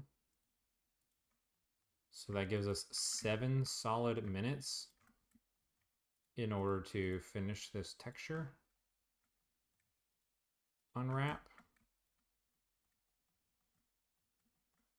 Can it be done, guys? I don't know. Let's go ahead and close those seams. And let's get these guys.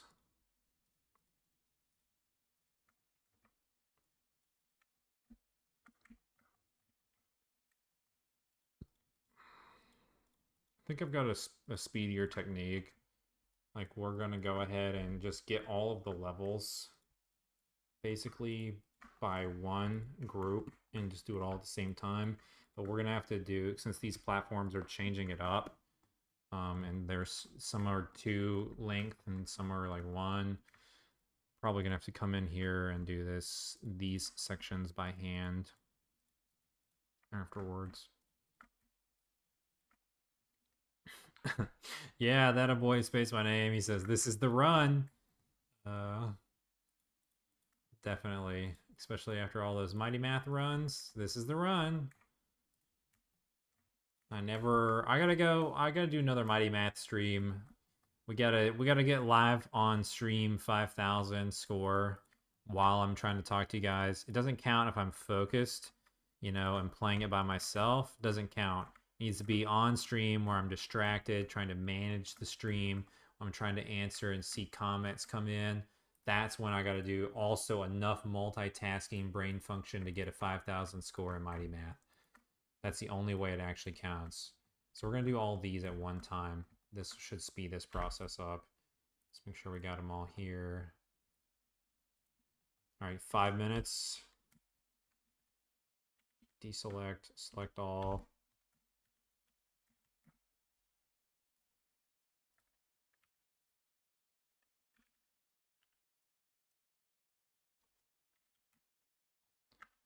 All right.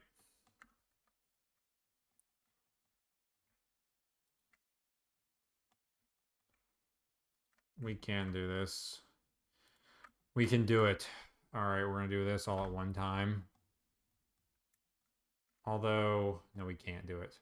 Shoot! All right, hold on. We need to go. Oh, shoot. We need to go ahead and assign this. Let's go find all the ones that need to be rotated first. These guys. This one. That one. That one. These two. That one.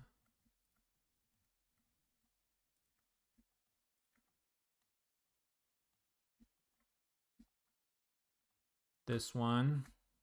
That one. That guy's already done, right? Oh, we forgot that one. Shoot. We'll do that separate because I might have to rotate those again. Shoot. I did the wrong button. Should be fine. Now they should all be the same now. Now let's get them, get them, get them, get them.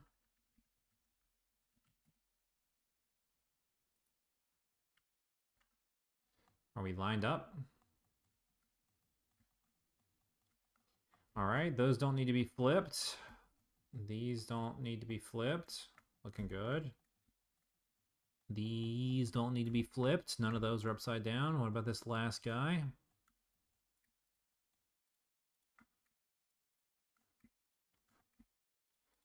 All right, guys. Assign this material. Unwrap those. Grass is set. Got this guy, though. Put the grass on. Boom, boom. Boom, boom. Boom, boom.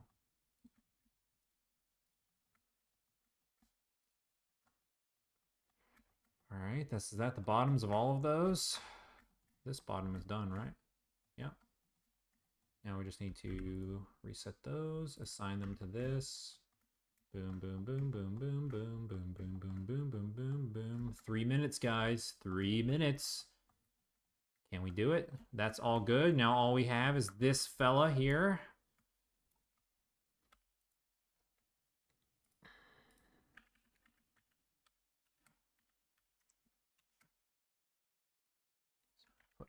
here, snap him, raise up his bottom. Whoa, I was about to say, what in the world? Like, that don't look right. All right, now he's all lined up. Lines up good there. Haha, what are you guys doing over here? You silly willies. Ah, more! Incognito. All right, now up here, we got this already. All that's down. Good, that bottom is good. So that leaves just you fellas. 2 minutes. My hands are sweating a little bit. I'm doing an artificial timer. I could make the stream go longer if I had to. Challenge mode.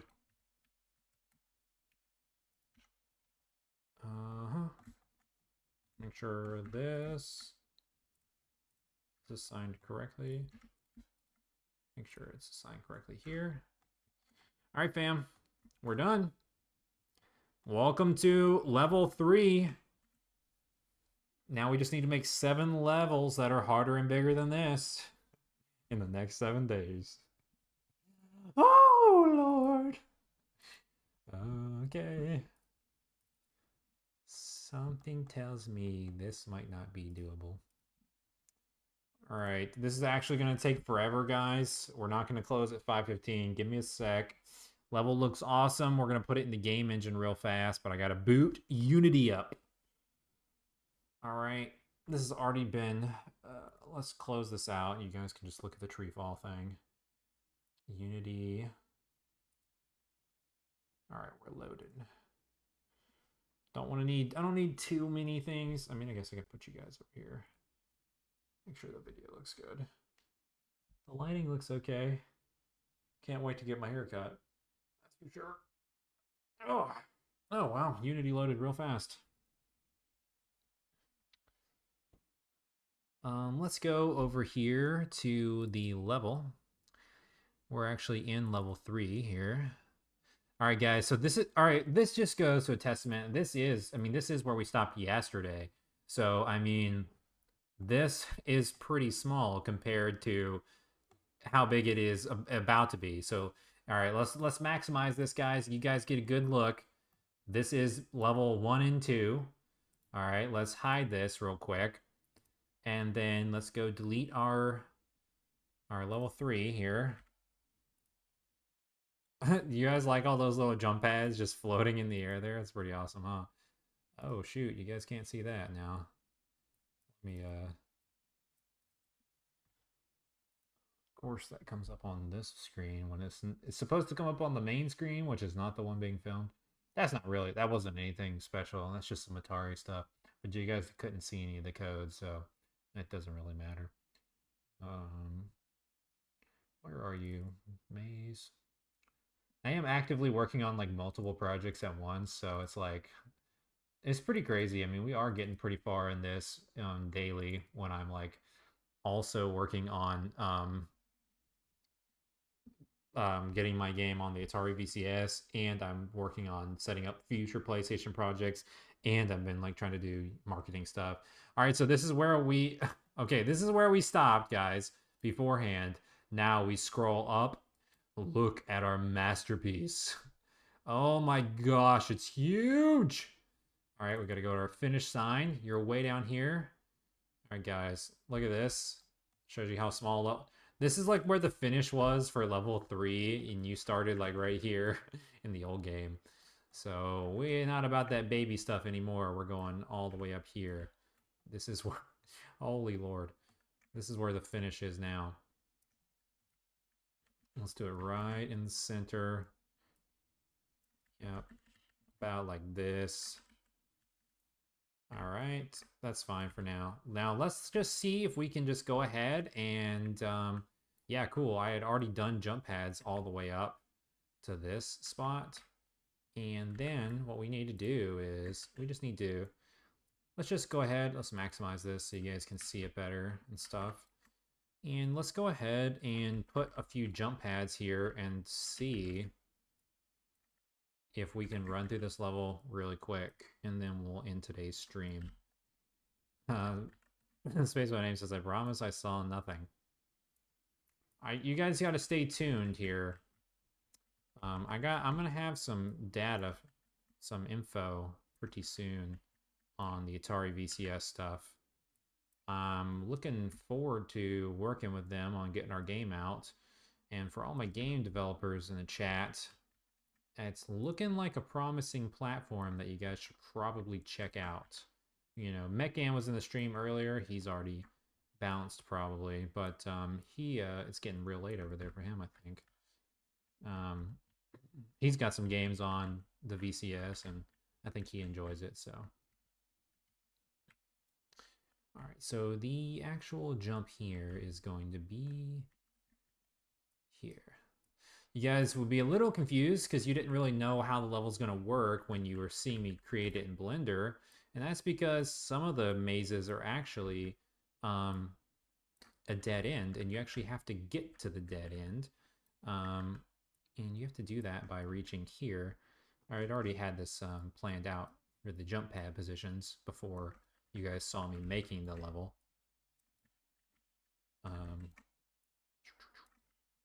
Yes. And these are all tied to the grid. I'm holding control in order to do that, so all these should be lined up exactly. That should be lined up exactly with that. And if I move it over 1, 2, 3, 4, 5, it should be exactly in the middle. Doesn't really look like it though. Is there ever one more? Was I not lined up earlier? I think that's good.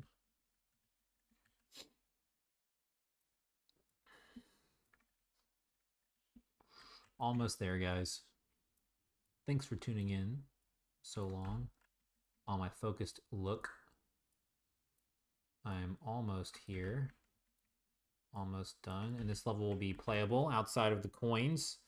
You know, we don't have the coins placements done yet. And you guys will see this is what I was talking about, shaking it up a little bit. Because I'm gonna actually, well, you'll see one of the coins. You'll accidentally hit this jump pad and you'll need to fall back down to get the other coin. And I'm gonna do the same thing over here. And then you're gonna have to do some platforming around this section right here, actually.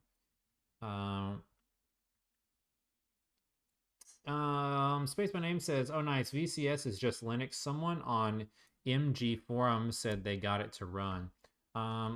What's MG Forums? And it is just Linux, actually. There's just a couple of things you got to do in order to get it to work, and that's it. You got to do a couple Atari things, and obviously it is a Linux device, but like, you know, they have Atari services and stuff, so there's like a few things you gotta get working. You could probably get it working mostly without using any of their stuff, but you do have to get past an NDA in order to use their stuff and go on the dev side of things and stuff. But I'm excited to share with you guys if that was a worthwhile venture or not. I'm going to be doing the data for you. I'm going to test it out, and I'm going to find out if it's worth it or not. And then I'm going to be letting you guys know. I think we're missing one more to get over here, because there's no way to get here. Isn't there a jump pad needed here? No, there's not.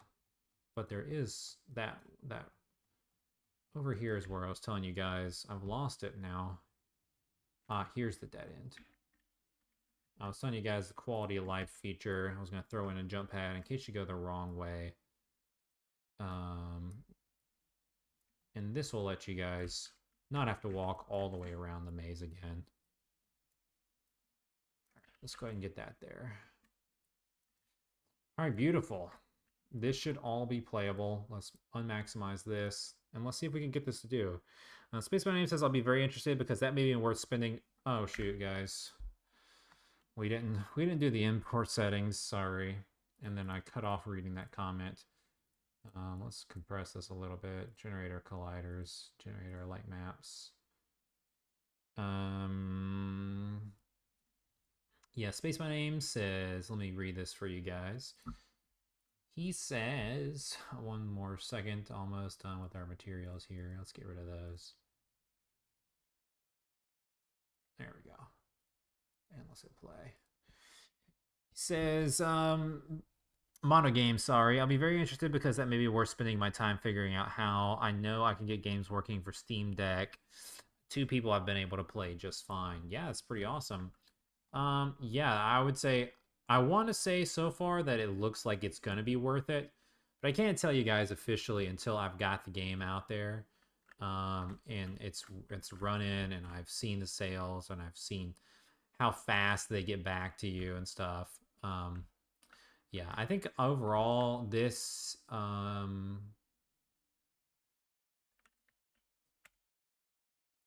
let's cheat real quick. I forgot if the first one is right or left. Um, the jump blur, there's gonna be too many on this one.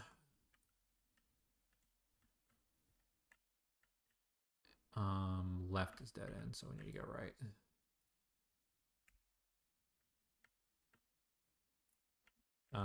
Too many jump pads. I'm gonna have to turn that blur off. It is pretty much killer. But yeah, I think it's probably gonna be worth it. And if you guys are interested, you can go check out Atari's website and stuff. Like I was telling Thomas, they got the VCSs on summer sale right now for $75 off. You could buy the console, and it comes with 2 controllers for 75 bucks off. So it's like $224.99. I think I got to pick up my personal one before I get the game out there, just so I can, buy and give the game a rating and check it out on the system and stuff. Not too bad. When it comes to price, there's like 100 games you can buy and play on there and stuff.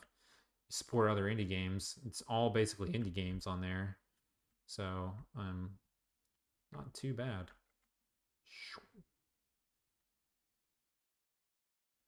Yeah, dude.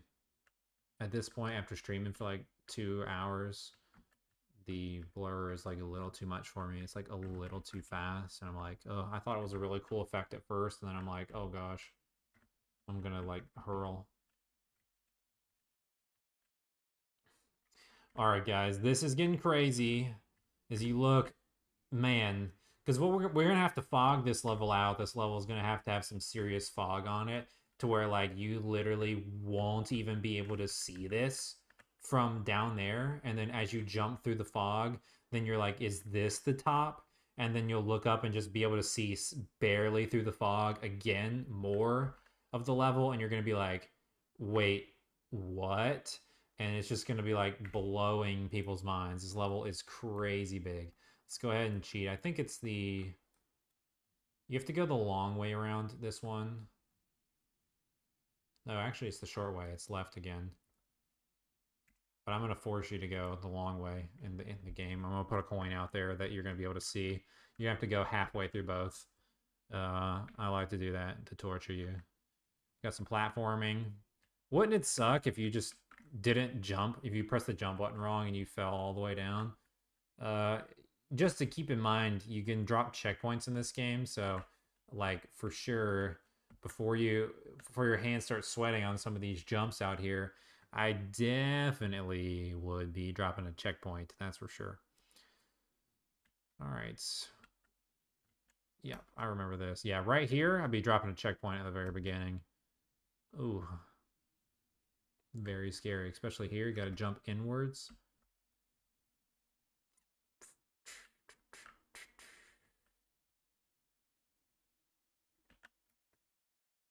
Oh, guys, we missed one section. All right, we didn't finish the level.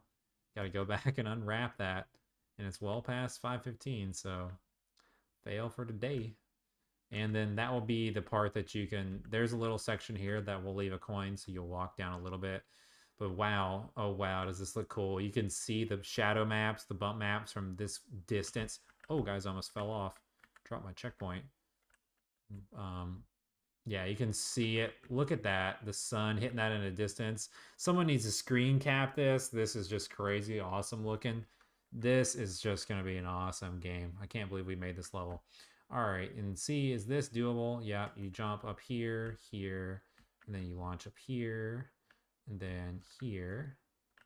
All right, here's our last one. This is our little mini maze around the corner. It's a little bit more traditional. You're going to have to do some choosing, basically left and right spots. I'm pretty sure that's the dead end. And it's going to make you feel bad if you're wrong because this is a long way to walk before you find if you were right or wrong on your dead end. But it's okay. This is at the very end. You should feel accomplished if you made it this far through the maze and climbed up this high. I think it was this way. It's not that way, obviously. Let's go here, go here. Can we get to the end of the maze by 5:30? People speedrunning this game are going to have some trouble. Yep. And then we jump over here. Oh, yeah. This should be doable.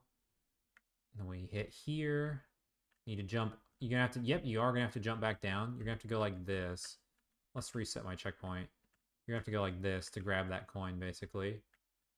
So that's going to be like another little challenge. And you can make it around the corner, so that works. And then you can go up here. You can keep on the train. And boy, when you land here and see this, you are going to be very satisfied. When you look up here, let's drop our checkpoint up here. And let's see how far down this is. All the way to the bottom. Wow, guys. That was awesome. I hope you guys are looking forward to this level. So cool. So cool. There's going to be a lot of stuff I'm going to have to do to this. Placing the grass on this level is going to take ages, dude. And placing the coins and all the baking the lighting. We're probably going to have to go in here and break up some of these walls too. To be honest, we're going to have to separate these all into separate models. So these models really aren't done, but they're done for the purposes of you guys getting to see the level creation. And that's because we're probably going to have to break these up in order to get this to run at a better performance in order to do some occlusion culling so where these walls are de-rendering when we're like at the bottom and stuff. And I'll show you a little teaser of it. I'm gonna be getting ready to do the announcement trailer for this game, like the official announcement trailer when one more maze is done to show like 2 or 3 mazes in the hub world, and then obviously we're gonna be working on it over the next little bit, and then the real full trailer will come out before the release date and stuff. But once this has lighting and stuff, and fog and everything, like I was saying, then you guys will be able to see it in the announcement trailer, and it'll be pretty awesome. But thanks for tuning into the stream today, guys. We did hit 2 hours, 2 hours and 8 minutes. That's a long one, a little bit over where we normally want to finish, but we did start late. So thanks for tuning in. See, you guys are still tuning in and watching along. I highly appreciate it. You guys can find us at TreeFall Games on Twitter. You can subscribe to this YouTube channel if you're new for more game development content like this. If you want to support us even further, you can go to our Patreon page with links in the description below. I got to give a personal shout out to everybody who supports TreeFall Studios on patreon.com. I got to give a personal shout out to Carmen Red, Overhyped Gamer, Shark and Minnow, and PLP. Thank you guys for what you do for TreeFall Studios on patreon.com. I really couldn't do what I do without you guys. It means a lot. We have tiers of $1, $3, and $5 down below. You guys can get shout outs in YouTube videos, your names in the credits of the games. You can see behind the scenes posts and sometimes play demos and more. All of that down below. You also get special roles on the Discord. And with that being said, if you guys want to check out our Discord and connect more personally, ask me game development questions, hang out with TreeFall Tribers, and hang out with the TreeFall community, there are links in the description below for you guys to check out our Discord, and you can join us there. I think that'll do it for today. If you haven't picked up Micro Challenge, it's no longer on sale, so sad. This title has the PlayStation sale, but I think it ended today, so I gotta do change the news banner out for our new sale. We are featured in PlayStation Summer Sale Part 2, but the games are different, and it's a different it's only for like the next week or two, so I will have that updated for you guys tomorrow on stream and let you know what games we have on sale. But thanks so much for tuning in. Subscribe to the channel if you are new. If you enjoyed this video, be sure to smash that like button so more people can find out about TreeFall Studios. All right, guys, without further ado, I will catch you tomorrow. Have a wonderful evening.